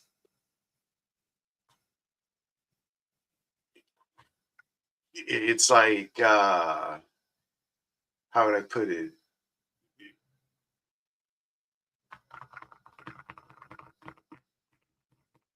It's like widely socially acceptable. Right. All right. Hold on one second.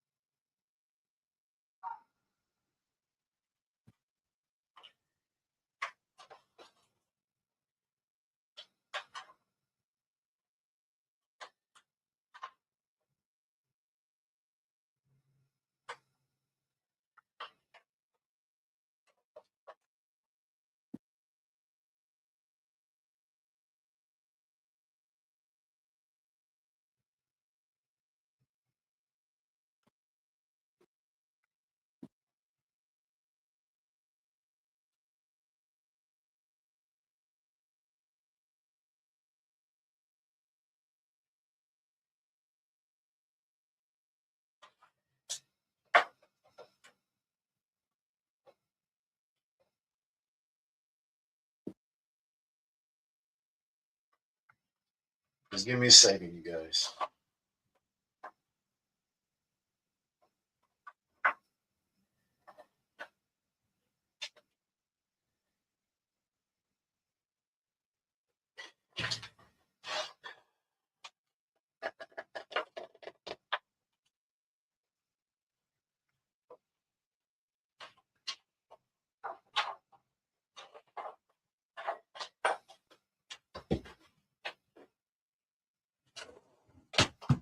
All right, talk to him for a second.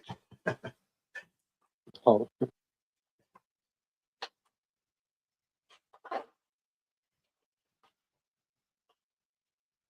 I don't know what to say, man. You say you don't know what to say. No.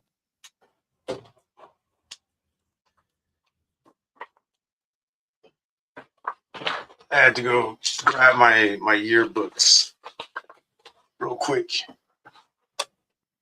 And you can't really see it that well, huh? Little bit.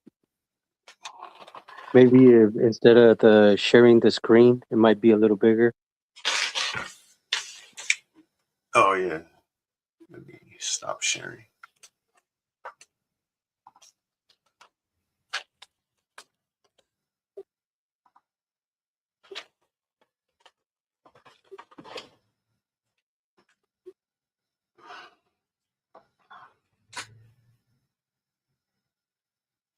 Turn it. Still. Let me see. There we go.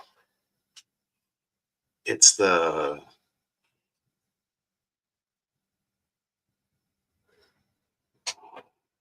Right that there. better. Right there. Yep. So this is him right here. He started, as a kind of like a punk rocker. Okay. So let me see if I can find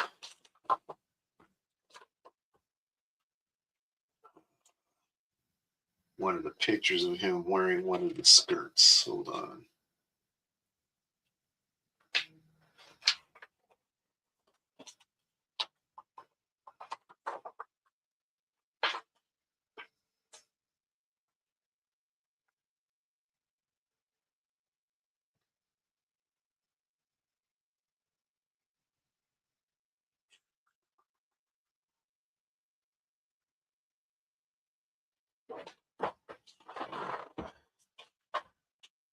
Uh,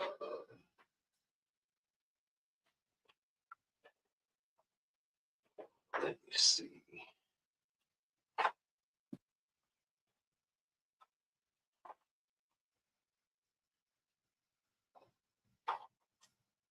Yeah, it's gonna take me A little look. while. Yeah. Yeah, these yearbooks are so. Let's see.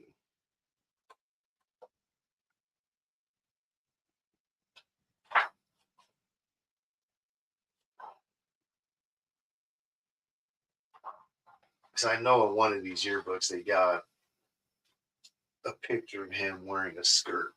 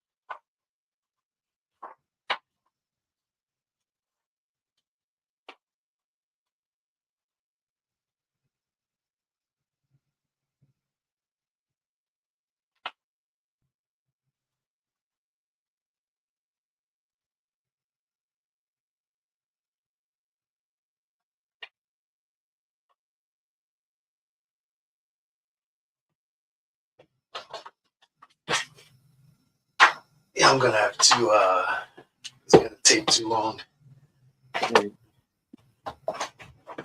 But I know there's a picture in one of my yearbooks of him in a skirt. But like I was saying, back at that time, you know what I mean? There, you didn't see, you know, it was a rare thing to see somebody walking around or a dude walking around dressed like a girl like that. But now it's just been, you know, socially accepted for, you know, people to cross dress. But the Bible tells us that that shouldn't be happening. All right, let me share this again.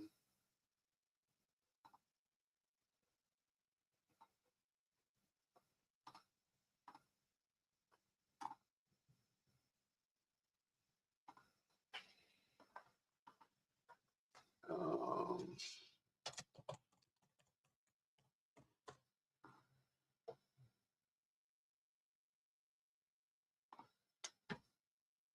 or actually, I could have saved us some time and just typed in his name. But you could see how.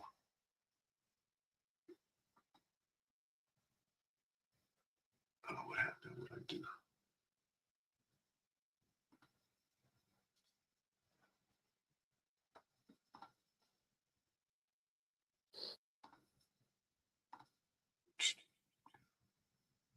Share screen. Share screen.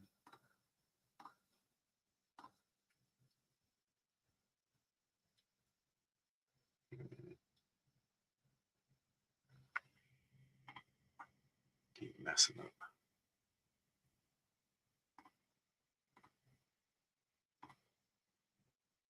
Oh, here we go.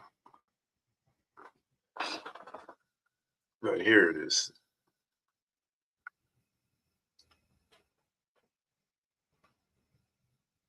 So you could definitely see after high school, you know, he really became over the top.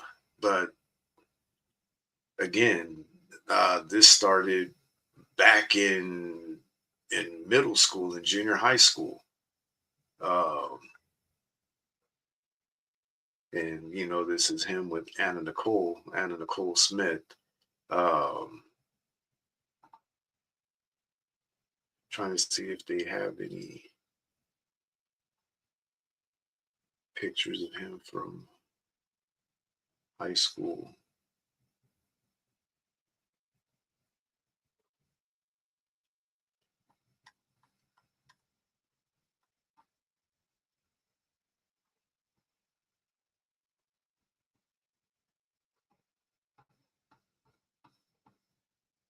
Let me try this.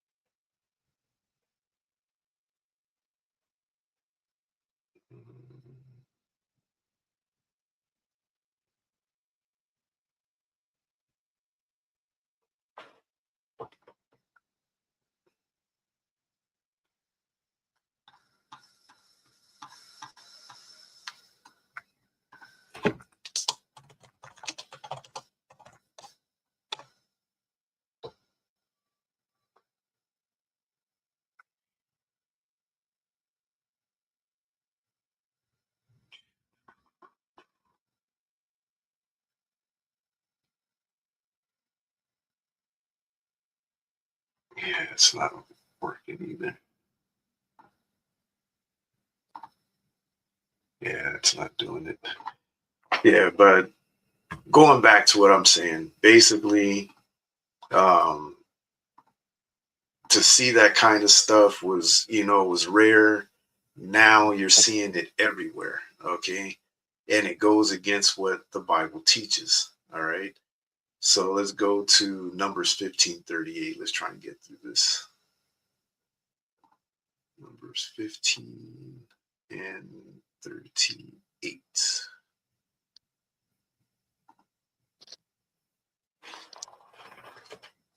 The book of Numbers, chapter 15 and verse 38.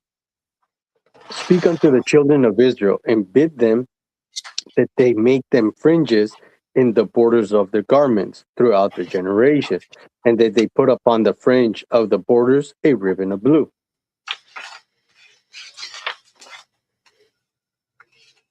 And continue, verse And 39. it shall be unto you for a fringe, that ye may look upon it and remember all the commandments of the Lord, and do them, and that ye seek not after your own hearts and your own eyes, after which ye used to go a whoring. All right.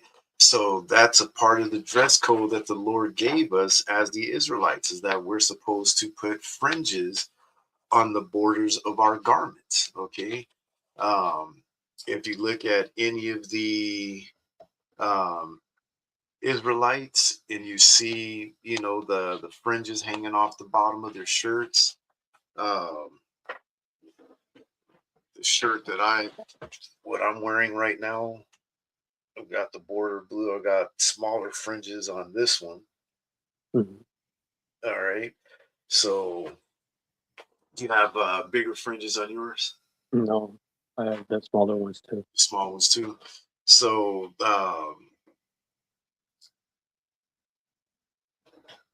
I like using the smaller ones in certain clothing, especially going out so that they're not as noticeable um, as, wearing the longer fringes. But Okay. whereas we're commanded to have, fringes on our clothing, as, is said in Numbers 15:38. Um, and the reason for that is, as it says in verse 40, that you may remember and do all the commandments. So when we look at these fringes, it's supposed to be a reminder that we're supposed to and we're expected by the Lord to keep all of his commandments. All right. Um, let's go to the book of Sirach in chapter 11. You're going to read verse 4. The book of Ecclesiastes, chapter 11 and verse 4. Boast not of thy boast not of thy clothing and raiment, and exalt not thyself in the day of honor. For the works of the Lord are wonderful, and his works are among men are hidden. All right. So the scriptures also tells that even though, we may dress nice, or a person may be able to afford more expensive clothing or raiment than others, um, that even though you may have the ability to dress a little bit nicer, that you shouldn't boast, you know, to others about um, your clothing, to boast about, what you've got, because that's what American society pushes also, especially in the schools. You know what I mean? It's sad because it's not just in the school. Since I saw a dude the other day that looked like he was like 60 years old, had on a pair of Jordans. You know what I mean? And I was just kind of like shaking my head, like, dude, like, what is wrong with you? You know what I mean? It's like, look how old you are, and you're still walking around trying to wear Jordans like a high school kid. You know what I mean? It's sad. It's sad to see the condition of our people um, in this society nowadays. That you got these older people, these elderly people, walking around still trying to act like they're teenagers. You know what I mean? It's the saddest thing. Um, but as it says, we're not supposed to boast about it. We're not supposed to be bragging about it, because you see that all the time. People be like, "Oh, you know what? Look at my Jordans. Look at what I just, look at my." I don't even know what kind of jeans are even looked at as the, how it was back in the day. You had your Guess, you had your Calvin Klein jeans. They had Jordache back in the day. I remember back when they had tough skins back in the day. But the kids would come to school, especially like the beginning of the school year, got their new, brand new outfits, brand new school clothes. And, uh, that's again another one of those things that America pushes. It pushes that, what's the word I'm looking for? That being kind of like braggadocious in a way, bragging about the stuff you've got. The Lord says don't do it. All right. Let's go to the book of Isaiah, chapter 3. You're going to read verses 16 through 24.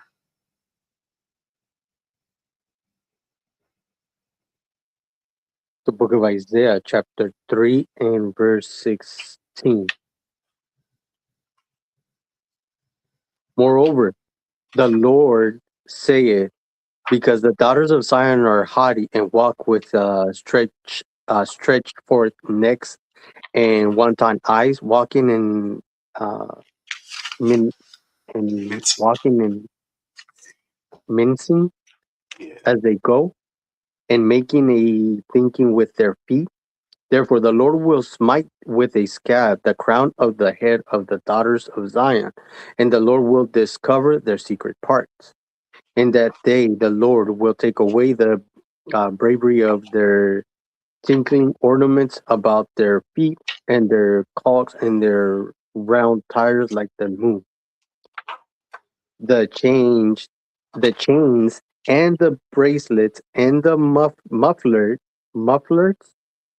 the bonnets and the ornaments of the legs and the headbands and the tablets and the earrings, the rings and the nose jewels, the changeable suits of apparel, and the mantles and the wimples and the crisping pins, the glasses and the fine linen and the hoods and the veils. And it shall come to pass that instead of sweet smell, their smell be stink, and instead of a girdle, a rent, and instead of a well set hair, baldness, and instead of a stomacher, a girded of sackcloth, and burning instead of beauty. All right. So the Lord is telling us that because our women have become so full of themselves, that he was going to punish them in a certain way. Okay. Um, because they become full of themselves, they become big headed, I guess you can say. Um, so he said he was going to take away all that beauty. He was going to take all of this away from them.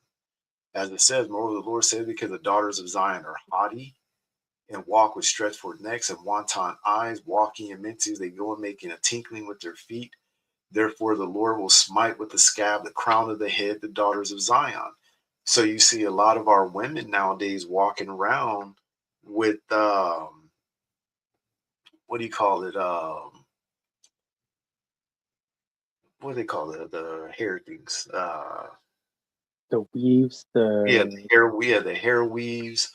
Most of them, you can see their hair is falling out, they're going bald and so on and so forth.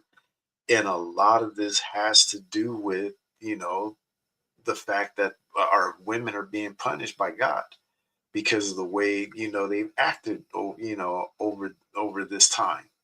um they haven't appreciated all the good that the Lord had done for them.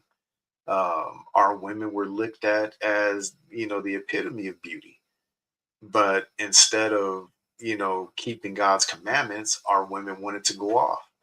And so the Lord said, you know what, because you want to act like this, you want to do this, you don't want to act like women of God, I'm going to take these things from you.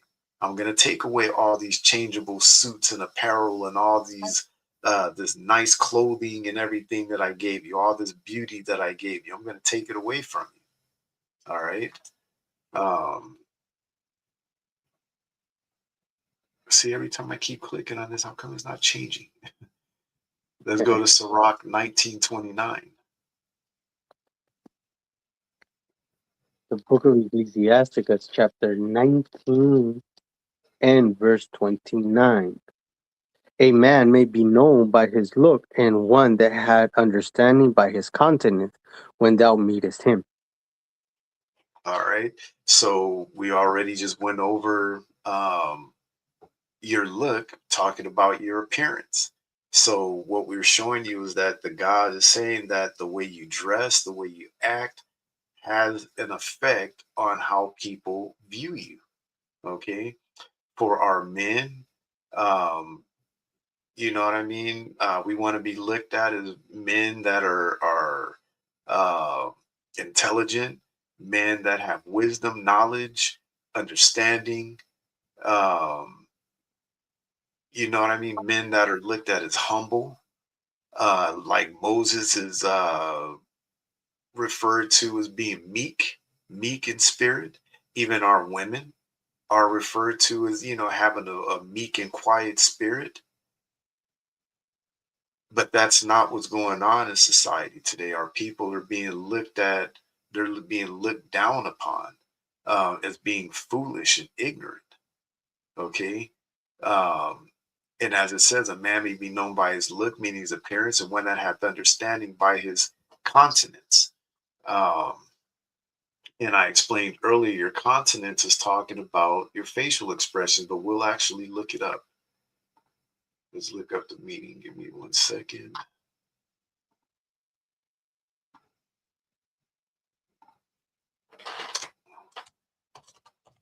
Continents meaning.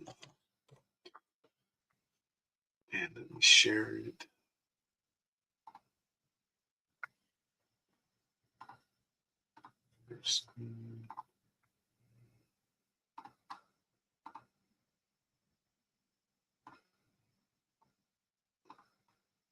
All right, so your continents, as I said earlier, is straightforward. A person's face or facial expression.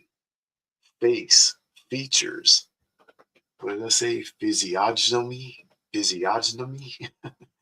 profile, expression, look. All right, let's see what Merriam-Webster has to say.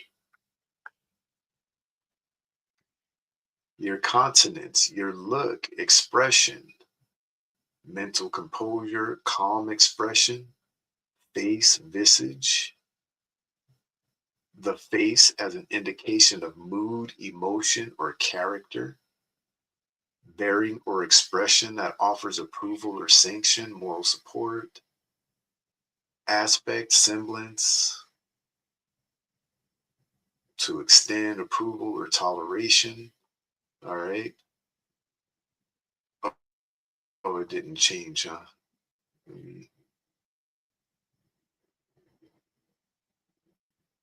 So this is Merriam-Webster's definition. I was reading it, but you weren't seeing it. Look, expression, mental composure, calm expression, face, visage. The face as an indication of mood, emotion, or character. All right, that's what we're looking for. So when it's talking about a person's continent, it's talking about your face. And your face showing, it's your face indicates what your mood is, what it is that you may be going through, or what you may be even thinking. Okay, so let's go back to the scriptures again.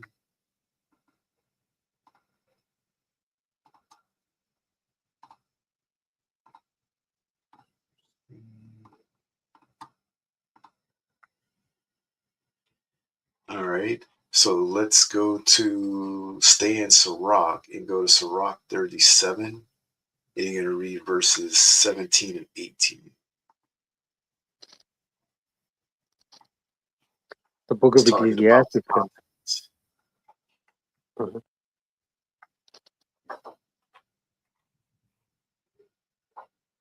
The book of Ecclesiasticus, chapter 37 and verse 17.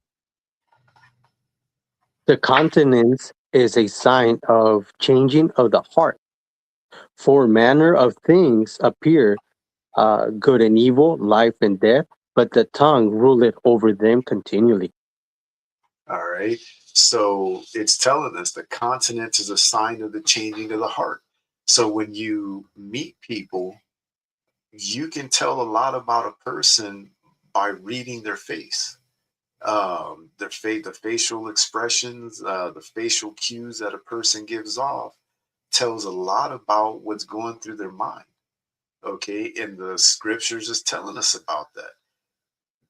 It says the countenance is a sign of changing of the heart. Four manner of things appear: good and evil, life and death, but the tongue ruleth over them continually. So you can tell by a person's facial expressions whether they're thinking something good or whether they've got something evil lurking in their minds. You can tell. You know what I mean? If you meet somebody and they, got the crinkling of the face, they're got that hard look in their face. The Bible warns us about that. Where's that at? Is it a wicked man, an evil man, hardeneth his face? Let me see if I can find that.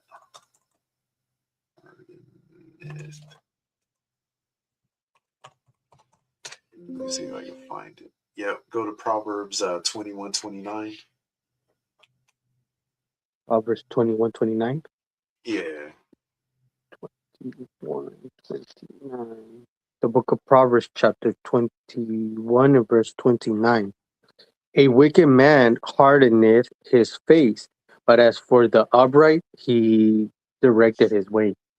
So the scriptures is telling us a wicked man hardeneth his face. So when you meet somebody, you meet that kind of person, they always got that look in their face where it's like, they got that hard look in their face. Just the scripture is warning us about that kind of person. It's telling us that's a wicked man. So you can tell a wicked man by his countenance, by his facial expressions. A wicked man hardeneth his face. Okay.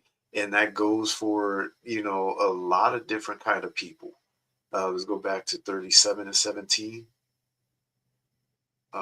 Sirach 37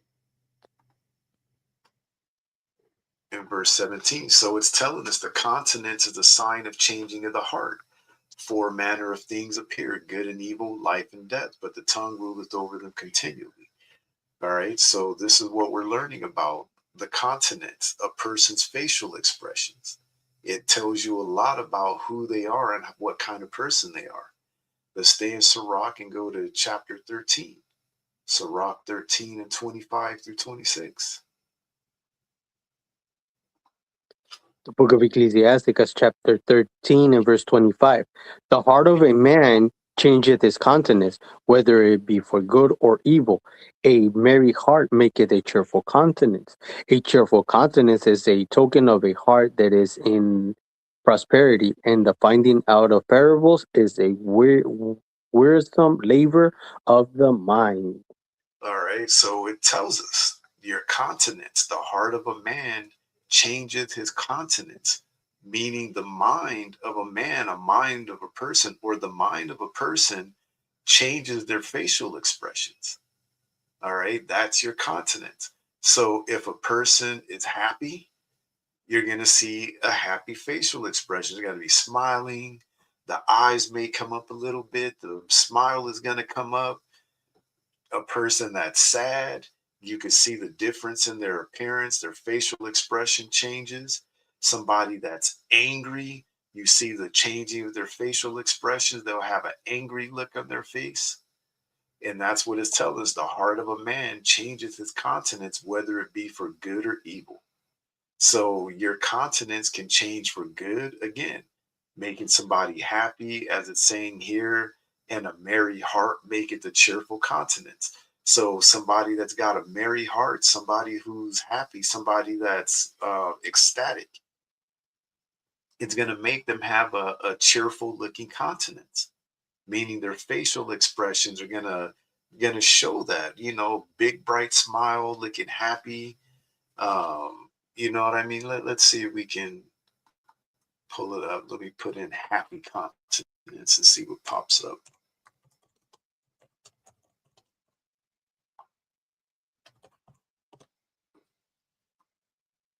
Here we go. Let's get some of these images.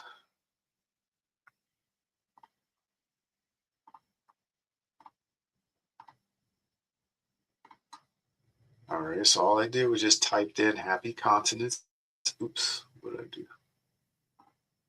Happy continence. So you can see you got people smiling. That's a happy, somebody has got a cheerful, a happy continence. They're happy.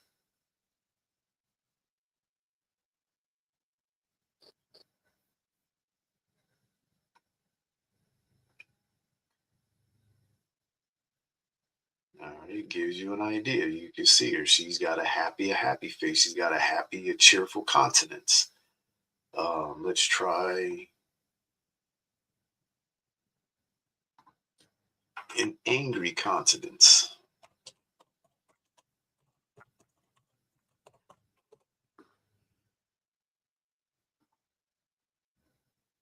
All right.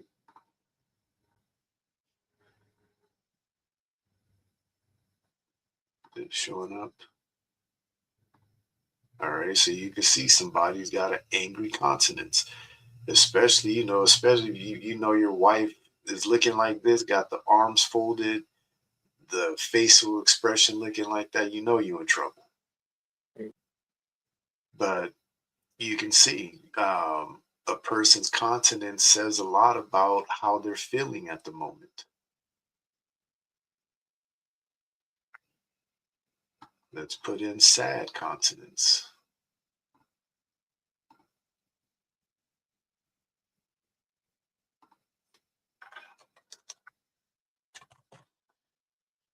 Or in Spanish, triste.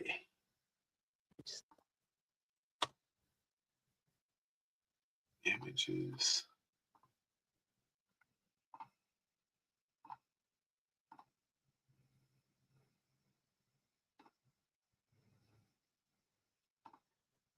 All right. So a person with a sad countenance, you can see she looks worried. You see she looks sad. Obama looking worried, stressed out. See a little kid. So you can tell a lot about a person by looking, if you learn to read a person's facial expressions, it says a lot. You can read a lot about a person and their emotions at the time. That's what the scriptures is teaching us.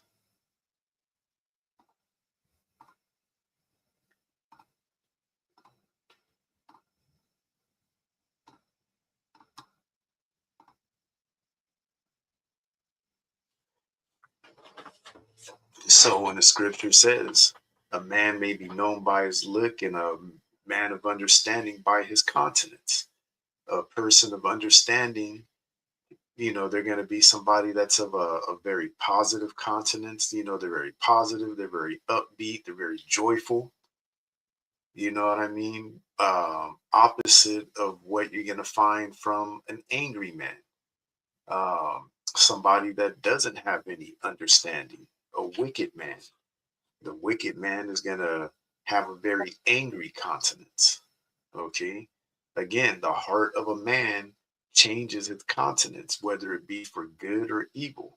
And you just got, when you meet people, you could tell a lot. You know if this person really likes you or if they don't like you, you know what I mean, by their facial expression, by the way um they uh they look when you talk to them, when they're in your presence, when you're holding a conversation with them. You can see, um again, by the changing of the look on the face, whether something good is going on within their mind or something bad. All right, let's go to stay in Sirach. Let's go to 26:4.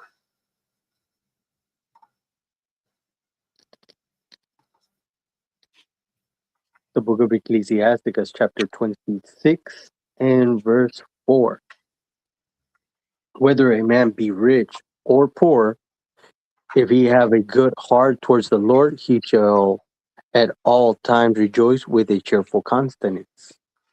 All right, so it's pretty clear cut. Whether a man be rich or poor, it doesn't matter how much money you've got. If you have a good heart toward the Lord, he shall at all times rejoice with a cheerful countenance. So if you've got a good heart towards the Lord and his commandments, um, your mind is constantly meditating on the commandments of the Lord, he's telling you you're going to have a cheerful countenance. And it'll be somewhat so much to the point to where when you're around people, you'll feel it. People can't stand being around you because of your upbeat and positive personality. You know what I mean? You see people like that get ostracized, and that's what should be happening, is going to happen to a lot of us Israelites. You're going to be around family members, you're going to be around friends, co-workers that are, really not going to be able to stand being around you because of the aura that you're putting out there. You know what I mean? When they see, the way you are, the way you act, the way you talk, the way you know what I mean? You carry yourself. Um, they're gonna hate us for it because we are keeping the commandments of the Lord. You are doing the things that's expected of you. They're not gonna understand it. You know what I mean? We're gonna be hated for it. Okay. Let's go to the book of Proverbs again. We're going to go to Proverbs 15 and 13.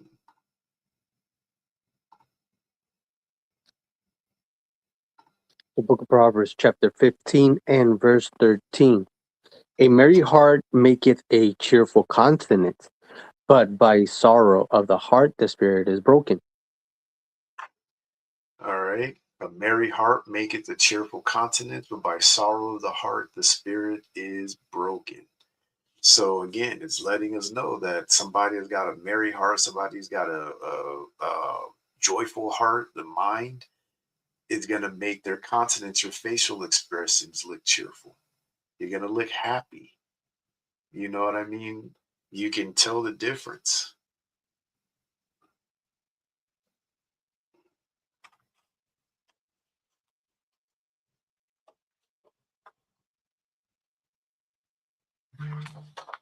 It's crazy. I'm looking through as we're going through this. I'm gonna have to go through my others. I'm finding other pictures that they have of Bobby Trendy in our yearbooks, but I know that there's one in here where they actually have him wearing a skirt. I gotta find it. Let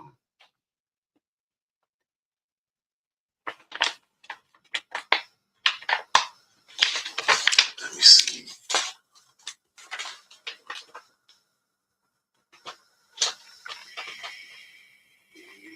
Can you see that? Yes. Oh no, a little bit right there. All right, yeah, the one sitting down on the bench writing.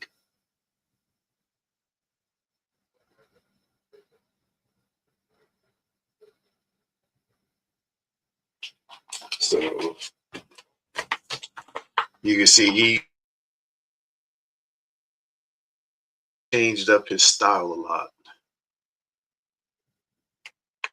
Yeah, I'm gonna have to keep looking in my other yearbooks. I know they've got one in there of him wearing a skirt. I know they got one in one of these yearbooks. I just gotta find it. All right. So let's go to Sirach 25 and verse 17 through 24. The book of hold on. I just went to 25. There we go. The book of Ecclesiasticus, chapter 25 and verse 17. Yeah, you're gonna read 17 through 24. Perfect. The wickedness of a woman changes her face, and darkeneth her countenance like a sackcloth. Her husband shall sit among his neighbors, and when he heareth it, shall sigh bitterly. All wickedness is but little to the wickedness of a woman. Let the portion of a sinner fall upon her. As the climbing up a sandy way is to the feet of the aged, so is a wife full of words to a quiet man. Stumble, stumble not at the beauty of a woman, and desire her not for pleasure. A woman, if she maintain her husband, is full of anger, impudence, and much reproach. A wicked woman baiteth the courage, maketh a heavy countenance, and a wounded heart. A woman that will not comfort her husband in distress maketh weak hands and feeble knees. Of the woman came the beginning of sin, and through her we all die. Give the water no passage, neither a wicked woman liberty to gad abroad. If she go not as thou wouldest, have her cut her off from the flesh, and give her a bill of divorce, and let her go. Let's see, they didn't even change again.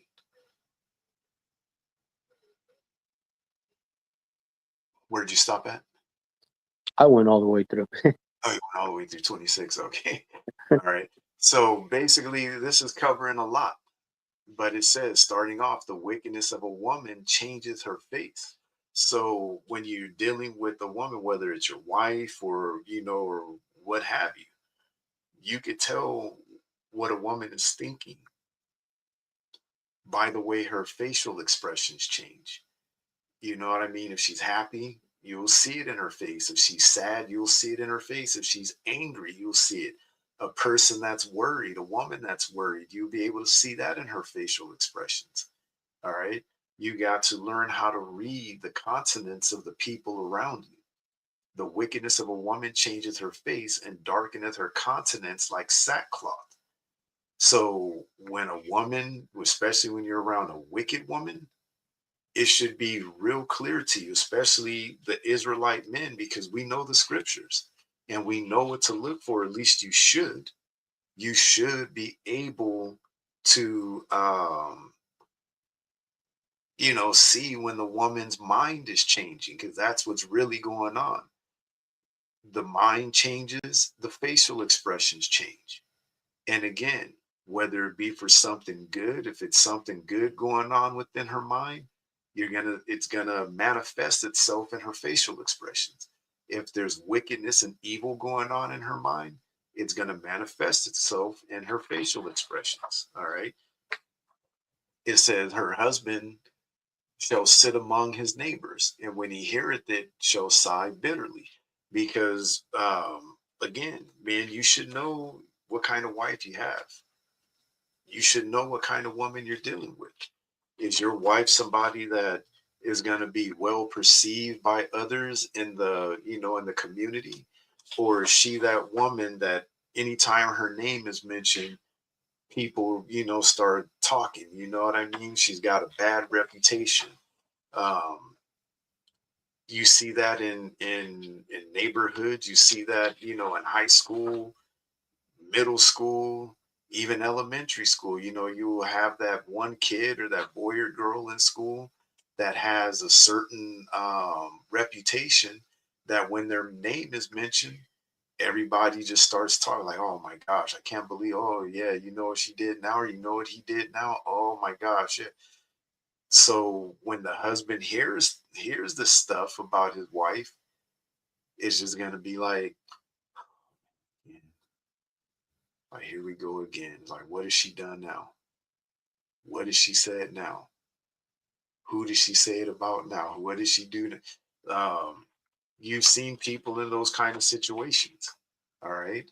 Um, as it says, her husband shall sit among his neighbors, and when he heareth it, shall sigh bitterly. So when he hears about the wicked stuff that his wife is doing, it is going to make him feel a certain way. It says, all wickedness is but little to the wickedness of a woman. Let the portion of a sinner fall upon her. So it's telling us that, when it comes to dealing with women, there is a certain wickedness that women have, that you got to be mindful of. And that goes back again to these men that are dealing with a lot of these wicked women, but they're ignoring the wickedness because they can't get past the beauty.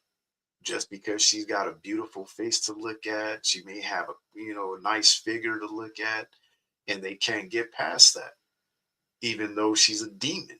You know what I mean? And she shows it in the way she acts, in the way she talks, her facial expressions, everything about the woman screams red flag, red flag, red flag. And a lot of these men will choose to ignore it because, they can't get past the beauty. And the next thing they know, they find themselves in a situation where, they've gotten a girl pregnant or got a woman pregnant, had a kid with her, and it's only after the kid has come, all of a sudden, night and day, completely different person. The demon comes out, and these men get blindsided. Like, man, where did this come from? And they're like, no, this is who she is. She showed you who she was from the beginning. You just ignored it because you couldn't look past how beautiful she was. If you knew the scriptures, you would have avoided a whole lot of problems. Um, and that goes for a lot of our men. If our men knew the scriptures, if they were taught properly, it would save a lot of our men a lot of problems, and a lot of our women too. If a lot of our women knew the scriptures, they would, save them from dealing with the pookies of the world. Because a lot of our women find out the same thing. They look at these men like, oh, he's so fine, he's so handsome, he's tall, he's muscular. Oh my gosh, you know how they talk to their girlfriends. Oh, girl, let me tell you. And they mess around with the dude, end up getting pregnant, and next thing you know, they got a baby, with Pookie. And only after they're pregnant, then they start finding out about all the other baby mamas he got, which they didn't know about at the time. And and things start going downhill from there, because now they start finding out, that when it's too late, that you know oh my gosh, I'm just gonna be one of 5 other women that got kids with this dude. So you got to be real careful. The person's facial expression, the person's countenance tells you a lot about them. All right. um let's continue on with this. Verse 20, Sirach 25:20. It says, as the climbing up a sandy way is to the feet of the aged, so is a wife full of words to a quiet man. Think about how, for especially a person that can barely walk, how hard it would be, or how stressful it would be barefoot to try and walk up a sand dune. It's hard to do, really hard to do. And that's what it's comparing a woman that's full of words that, like we read earlier. He met him, a woman with the attire of a harlot. She is loud and stubborn. That tells you a lot about a woman. All right. And that's a woman that's full of words. She's loud. She's stubborn. Her husband can't tell her anything. She always wants to talk back. She always wants to contradict what he says. You know what I mean? She won't listen. She won't, do anything her husband wants her to do. She causes arguments. She causes strife within the home. So the Bible is warning us about these kind of things. Um, it says, so is a wife full of words to a quiet man. So you're making that man feel like he's a person that's stuck in a sand dune. He wants to walk away, but he can't. He's just stuck. He's frustrated. He wants to get away, as fast as possible, but he can't. All right. Verse 21, stumble not at the beauty of a woman, and desire her not for pleasure. Let me read that again. Stumble not at the beauty of a woman and desire her not for pleasure. So the Bible warns us, men, don't allow yourself to get caught up with how good a woman looks. And if you do meet a nice looking woman, you do meet a nice woman, make sure you get to know her. Don't just give in to your desires. All right, because you desire her for pleasure. That's all you want. You're gonna find yourself in a situation where you're caught up with with a baby mama. We can't say that the Bible didn't warn our men about this stuff. It warned our men, but unfortunately, our men are not being taught correctly, if even at all, because the majority of our men, our young men, are being raised by single mothers. And the mother isn't going to sit down and talk about the birds and the bees with her son. These mothers are not doing that. You know what I mean? Not having that talk with the son the way a father would. Okay. Um, so you got to be, mindful of that. It says a woman, if she maintain her husband, is full of anger, impudence, and much reproach. So again, you see these women that will get into relationships with these men. They know he ain't got no job. They know he's about nothing. They know he's of the streets, but he looked good. They start dealing with him. And then after a while, that's when they start finally getting fed up when, it's like 5, 6, 7, 8 months down the road. He's just hanging out at the house and not doing nothing. And she's coming home after work every day. He's just sitting there playing, on the computer, on video games, and kicking it on the couch, drinking a beer with his friends, hanging out, smoking weed. And she finally gets to the point where she just, gets fed up. It says a woman, if she maintain her husband, is full of anger, impudence, and much reproach. That's why, I would suggest to any of these young men, number one, don't ever let a woman take care of you.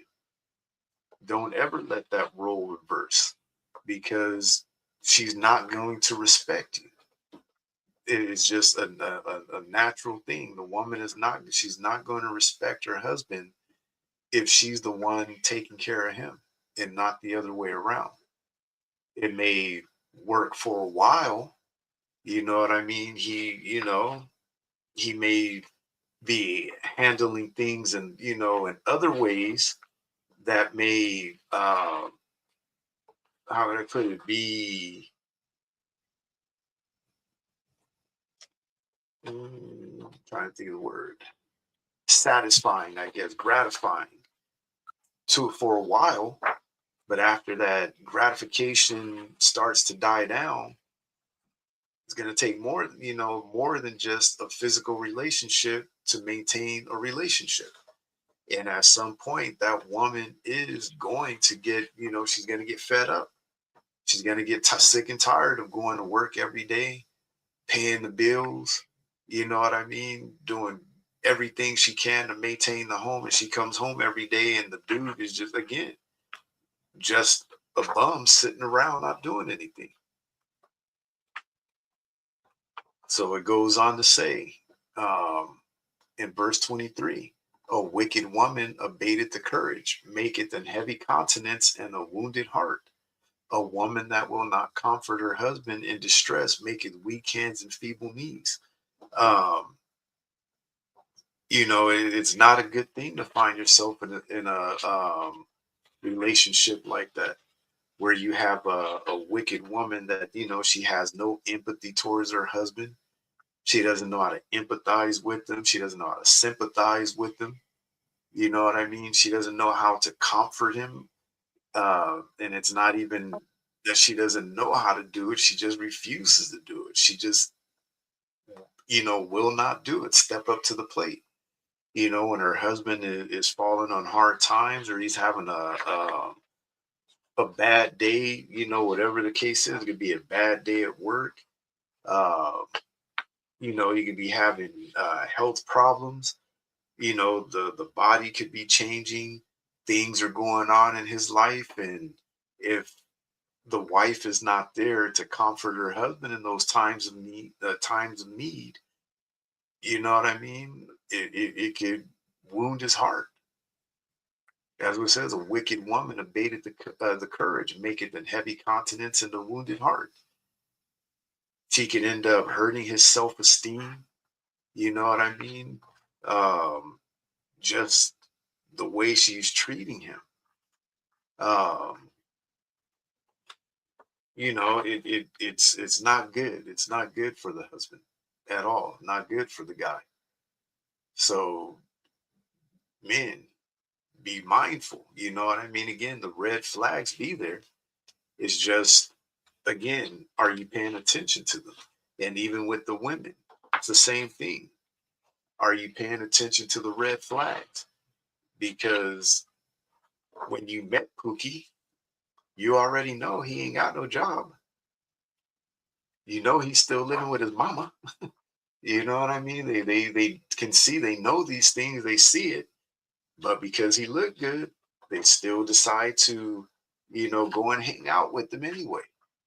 All right. So, you want to keep that in mind. And then verse 24, of the woman came the beginning of sin, and through her we all die. Okay. Um, Staying in Sirach, let's go back to Sirach 19 again. So you're just going to repeat it, and you're going to read 29 and 30 again. 19.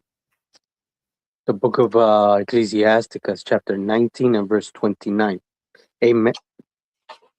Hold on, wait.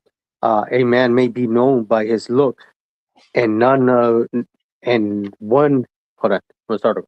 A man may be known by his look, and one that hath understanding by his countenance. When thou meetest him, a man's attire and excessive laughter and gait show what he is. All right. So again, a man's attire, meaning his clothing. All right. It shows what he is. So we've gone through it a little bit with the attire. So we'll give you a few more precepts dealing with, the clothing, dealing with the attires. Go to Sirach 19 and go to verse 21.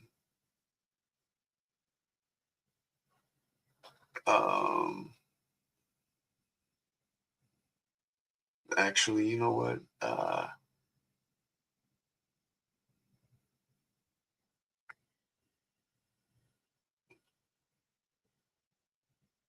I think that's a mistake. I think I may have put the wrong precept in there.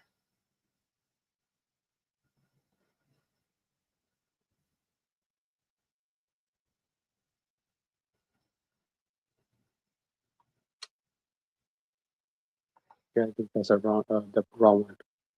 Yeah. Oh, no, it's 39 and 26. Sirach 39, 26. 29, 30, 39, 26. Yeah. The book of Ecclesiasticus, chapter 39 and verse 26. The principal things for the whole use of a man's life are water, fire, iron, and salt, flour of wheat, honey, milk, and the blood of the grape, and oil and clothing. All right. So it's telling us what these main things that we need to sustain ourselves are. Okay. As it says, the principal things for the whole use of a man's life are water, fire, iron, and salt, flour, wheat, honey, milk, and the blood of the grape, and oil and clothing. Okay. So what we, having clothing is something that's essential for us. Okay. It's a basic necessity. Here in America and throughout the world, what has changed is that basic necessity has been turned into something um, where the more extravagant your clothing is, supposedly it makes you a better man, a better person, or a better woman, better than others because you've got more expensive clothes on. But that's a fallacy. And so I see what I did wrong also. It's not Sirach 19:21. It's Sirach 29 and 21. That's where I messed up. 29, 21. You want me to read it? Yeah. It's basically saying the same things what we just read in 39:26. The book of Ecclesiasticus, chapter 29 and verse 21. The chief things for life is water and bread and clothing and house to cover shame. So it's saying the exact same thing as Sirach 39 and 26, just letting us know that having clothing it's a basic necessity. It's a bare necessity, something that we need. You know what I mean? We need to be able to cover ourselves. Um, you don't have to go out there, buying the most expensive clothes. You know what I mean? Spending $50, $100 on a pair of jeans, 50 to $100, $200 on a shirt, um, $200, $300 on a pair of shoes. You know what I mean? Um, $30, you know what I mean, from Amazon should be sufficient for a pair of shoes.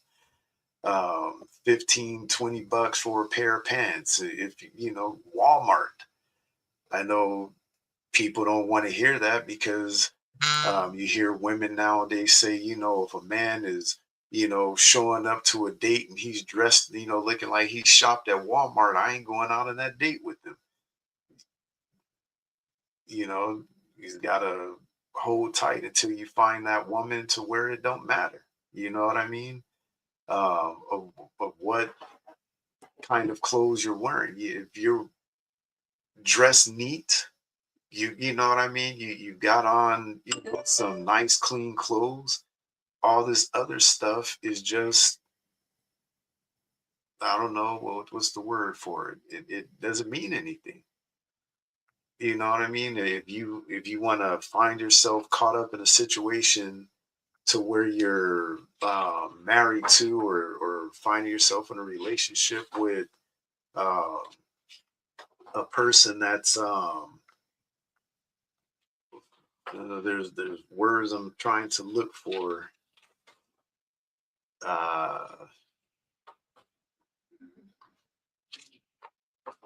What's the word I'm looking for?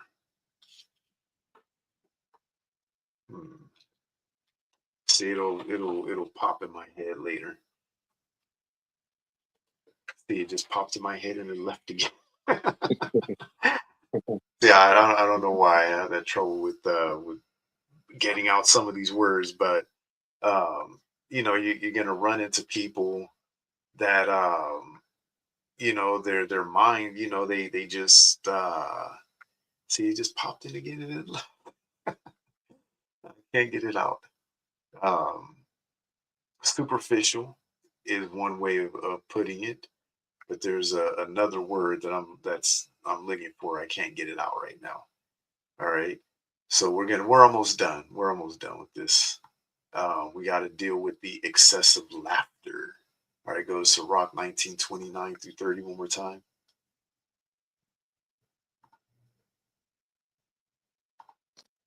The book of Ecclesiasticus, chapter 19, verse 29. A man may be known by his look, and one that had understanding by his countenance when thou meetest him. A man's attire and excessive laughter and gait show what he is. A man's excessive laughter and gait show what he is. All right. So excessive laughter. Let's go to Ecclesiastes chapter 7, and you're going to read verse 3.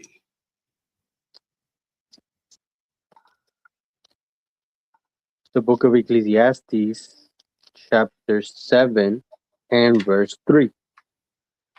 Sorrow is better than laughter, for by the sadness of the countenance the heart is made better. All right. Yeah. So it's straightforward. Sorrow is better than laughter, for by the sadness of the countenance, the heart is made better. All right. Actually, read verse 4 too. Verse 4.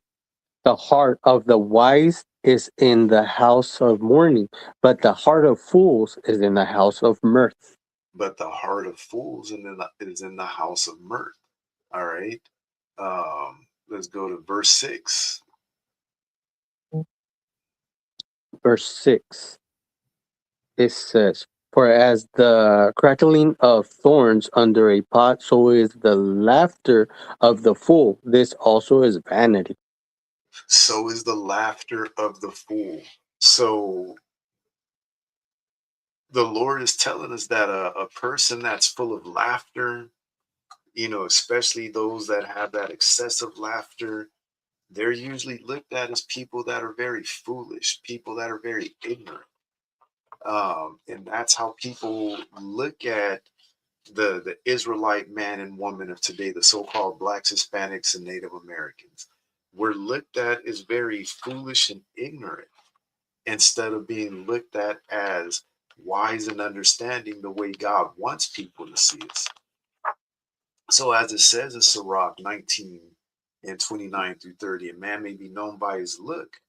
All right. A man's excessive laughter shows what he is. When you see our people standing around, our people sitting around, and they're constantly cracking jokes. You've got your Eddie Murphys of the world, your Martin Lawrences, your whoever else of all these so-called comedians and stuff like that. The way they want to crack jokes and make people laugh, and yeah, it's for entertainment.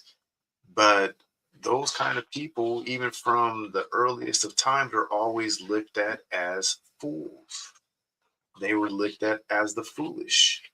Um, and nothing's changed with that. It's just now they just get paid a lot of money to go out there and be a fool, to be a fool for the people. And some of them haven't figured that out yet, that that's what they're being used as. You know what I mean? You're being used to go out there to play the fool and entertain people, make them laugh. All right. Just because they're getting paid for it now, our people can't look away from the fact that you're being used as a fool. You're being used, you really, people a lot of the times aren't laughing at your jokes, they're laughing at you. You know what I mean? So, people need to be mindful of that. Let's go to James, the book of James, chapter 4. You're going to read verse 9. The book of James, chapter 4 and verse 9. "Be afflicted and mourn and weep. Let your laughter be turned to mourning and your joy to heaviness." All right, because again, the scriptures tells us that it's better to be in the house of mourning than being in the house of mirth. You know what I mean? But that's not what America teaches. America again teaches us to everything's got to be, about our enjoyment. Everything in life is supposed to be about us, um, you know, uh, making ourselves feel joyful and happy. And so, but it says here, be afflicted and mourn and weep. Let your laughter be turned to mourning and your joy to heaviness. Okay. Let's go to Sirach 21 and 20.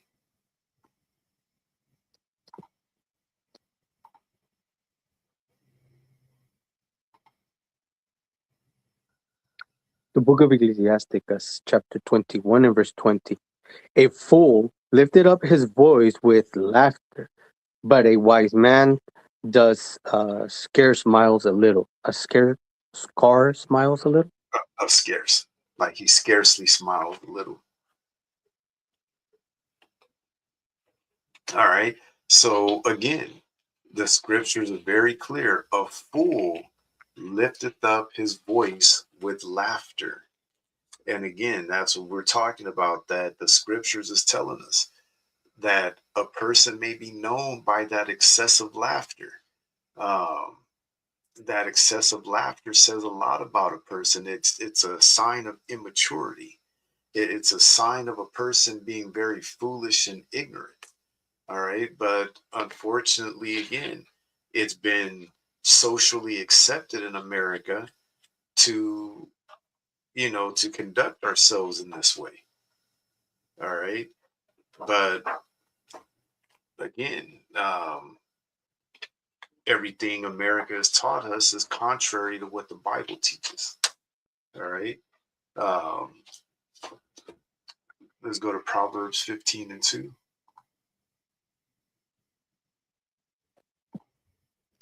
The book of Proverbs, chapter 15 and verse 2. The tongue of the wise useth knowledge aright, but the mouth of fools poureth out foolishness. But the mouth of fools poureth out foolishness. Because you got to remember, especially these comedians, they're put up on stage to talk a lot of foolishness. You know what I mean?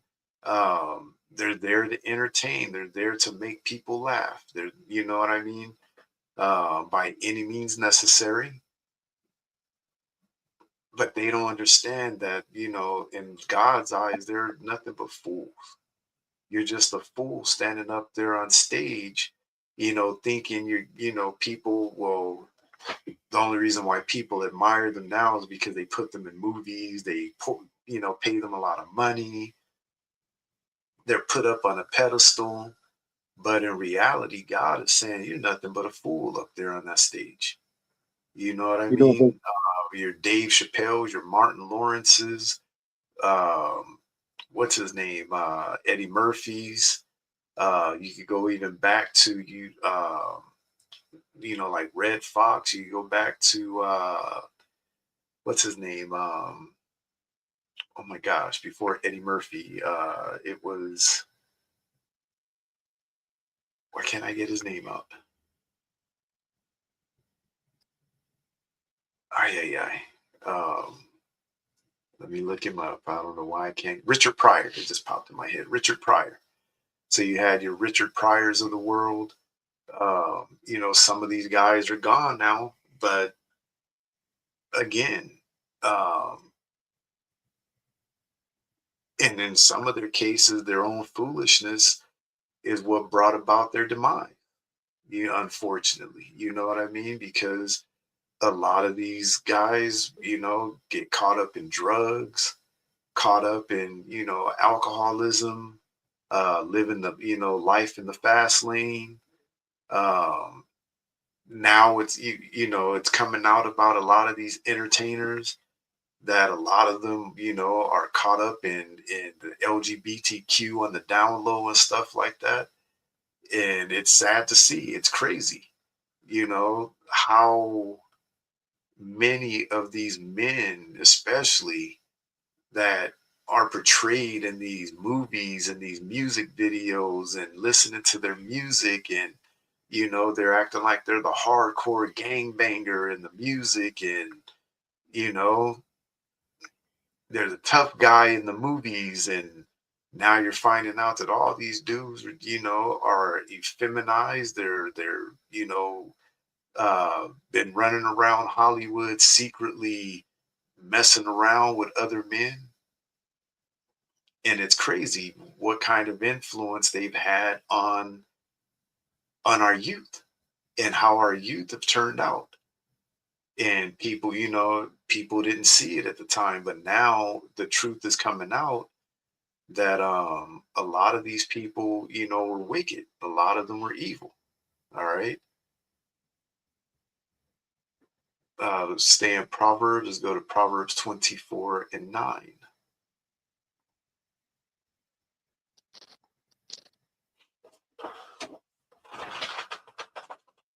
the book of Proverbs, chapter 24 and verse 9.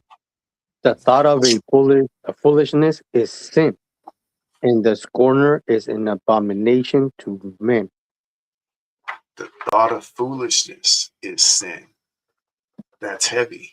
The scriptures is telling us the thought of foolishness itself, just the very thought of you having foolishness caught up in your mind is sin already.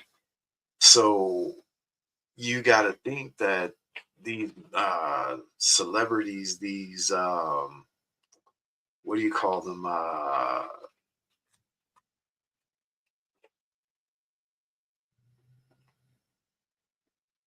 Mm, I guess you stars, celebrities, whatever name you want to use, these comedians, actors, actresses, um, a lot of them are foolish men and foolish women. And unfortunately, we've allowed these people to have a very profound effect on the children of this world, that they're being looked at as idols for for these kids, and leading them astray, and nobody's really standing up and saying anything about this. It's kind of sad. It's crazy of what's been allowed to happen um, in this society. Okay, let's go to the book of Second Corinthians. Second Corinthians chapter 10. You're going to read verses 1 through 7.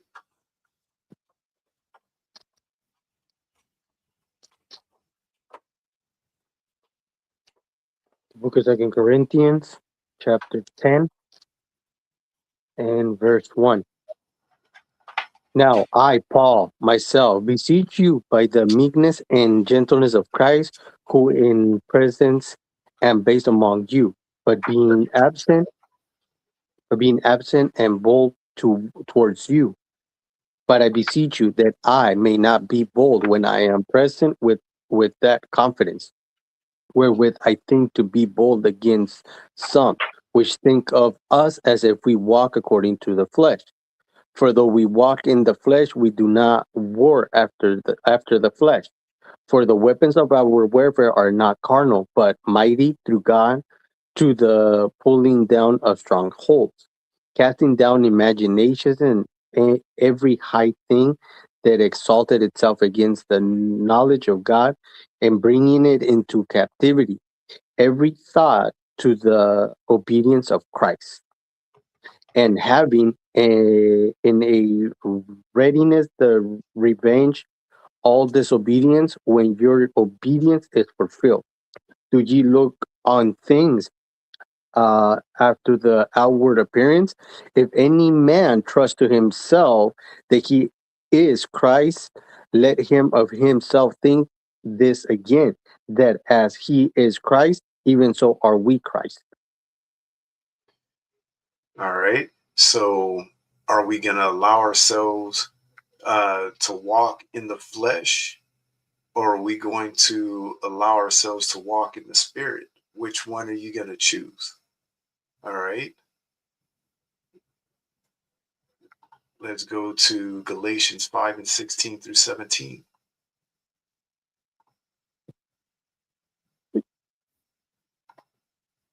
The book of Galatians, chapter 5 and verse 16. This I say then, walk in the spirit, and ye shall not fulfill the lust of the flesh. For the flesh lusted against the spirit, and the spirit against the flesh. And these are contrary the one to the other, so that ye cannot do the things that ye would. All right. So that it's very clear. This I say then, walk in the spirit, and ye shall not fulfill the lust of the flesh. All right. If you walk in the spirit, there's no way you're going to find yourself fulfilling the lust of your flesh. Okay. It says, for the flesh lust against the spirit, and the spirit against the flesh. And these are contrary the one to the other, so that you cannot do the things that you would. You can't do both. Okay. You can't be walking in the spirit and walking in the flesh at the same time. You just can't do it. All right. Um, let's go to Ephesians 5 and 1 through 2. The book of Ephesians, chapter 5 and verse 1. Be ye therefore followers of God as dear children, and walk in love. And Christ also had loved us, and had given himself for us an offering and a sacrifice to God for a sweet smelling Savior.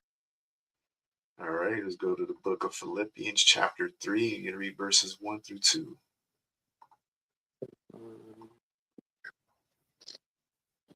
The book of Philippians, chapter 3 and verse 1. Finally, my brethren, rejoice in the Lord. To write the same things to you, to me indeed is not grievous, but for you it is safe. Beware of dogs, beware of evil workers, beware of the concisions. Concision. Beware of the concision. All right. And finally, let's go to Ecclesiastes chapter 12, verses 13 through 14. The book of Ecclesiastes, chapter 12 and verse 13. Let us hear the conclusion of the whole matter. Fear God and keep his commandments, for this is the whole duty of man. For God shall bring every work into judgment with every secret thing, whether it be good or whether it be evil. And with that, we're going to say shalom. Most High in Christ blessed. Blessed Sabbath to you. Hope you enjoy the rest of it. In Lord's will, we will see you next Sabbath. Shalom.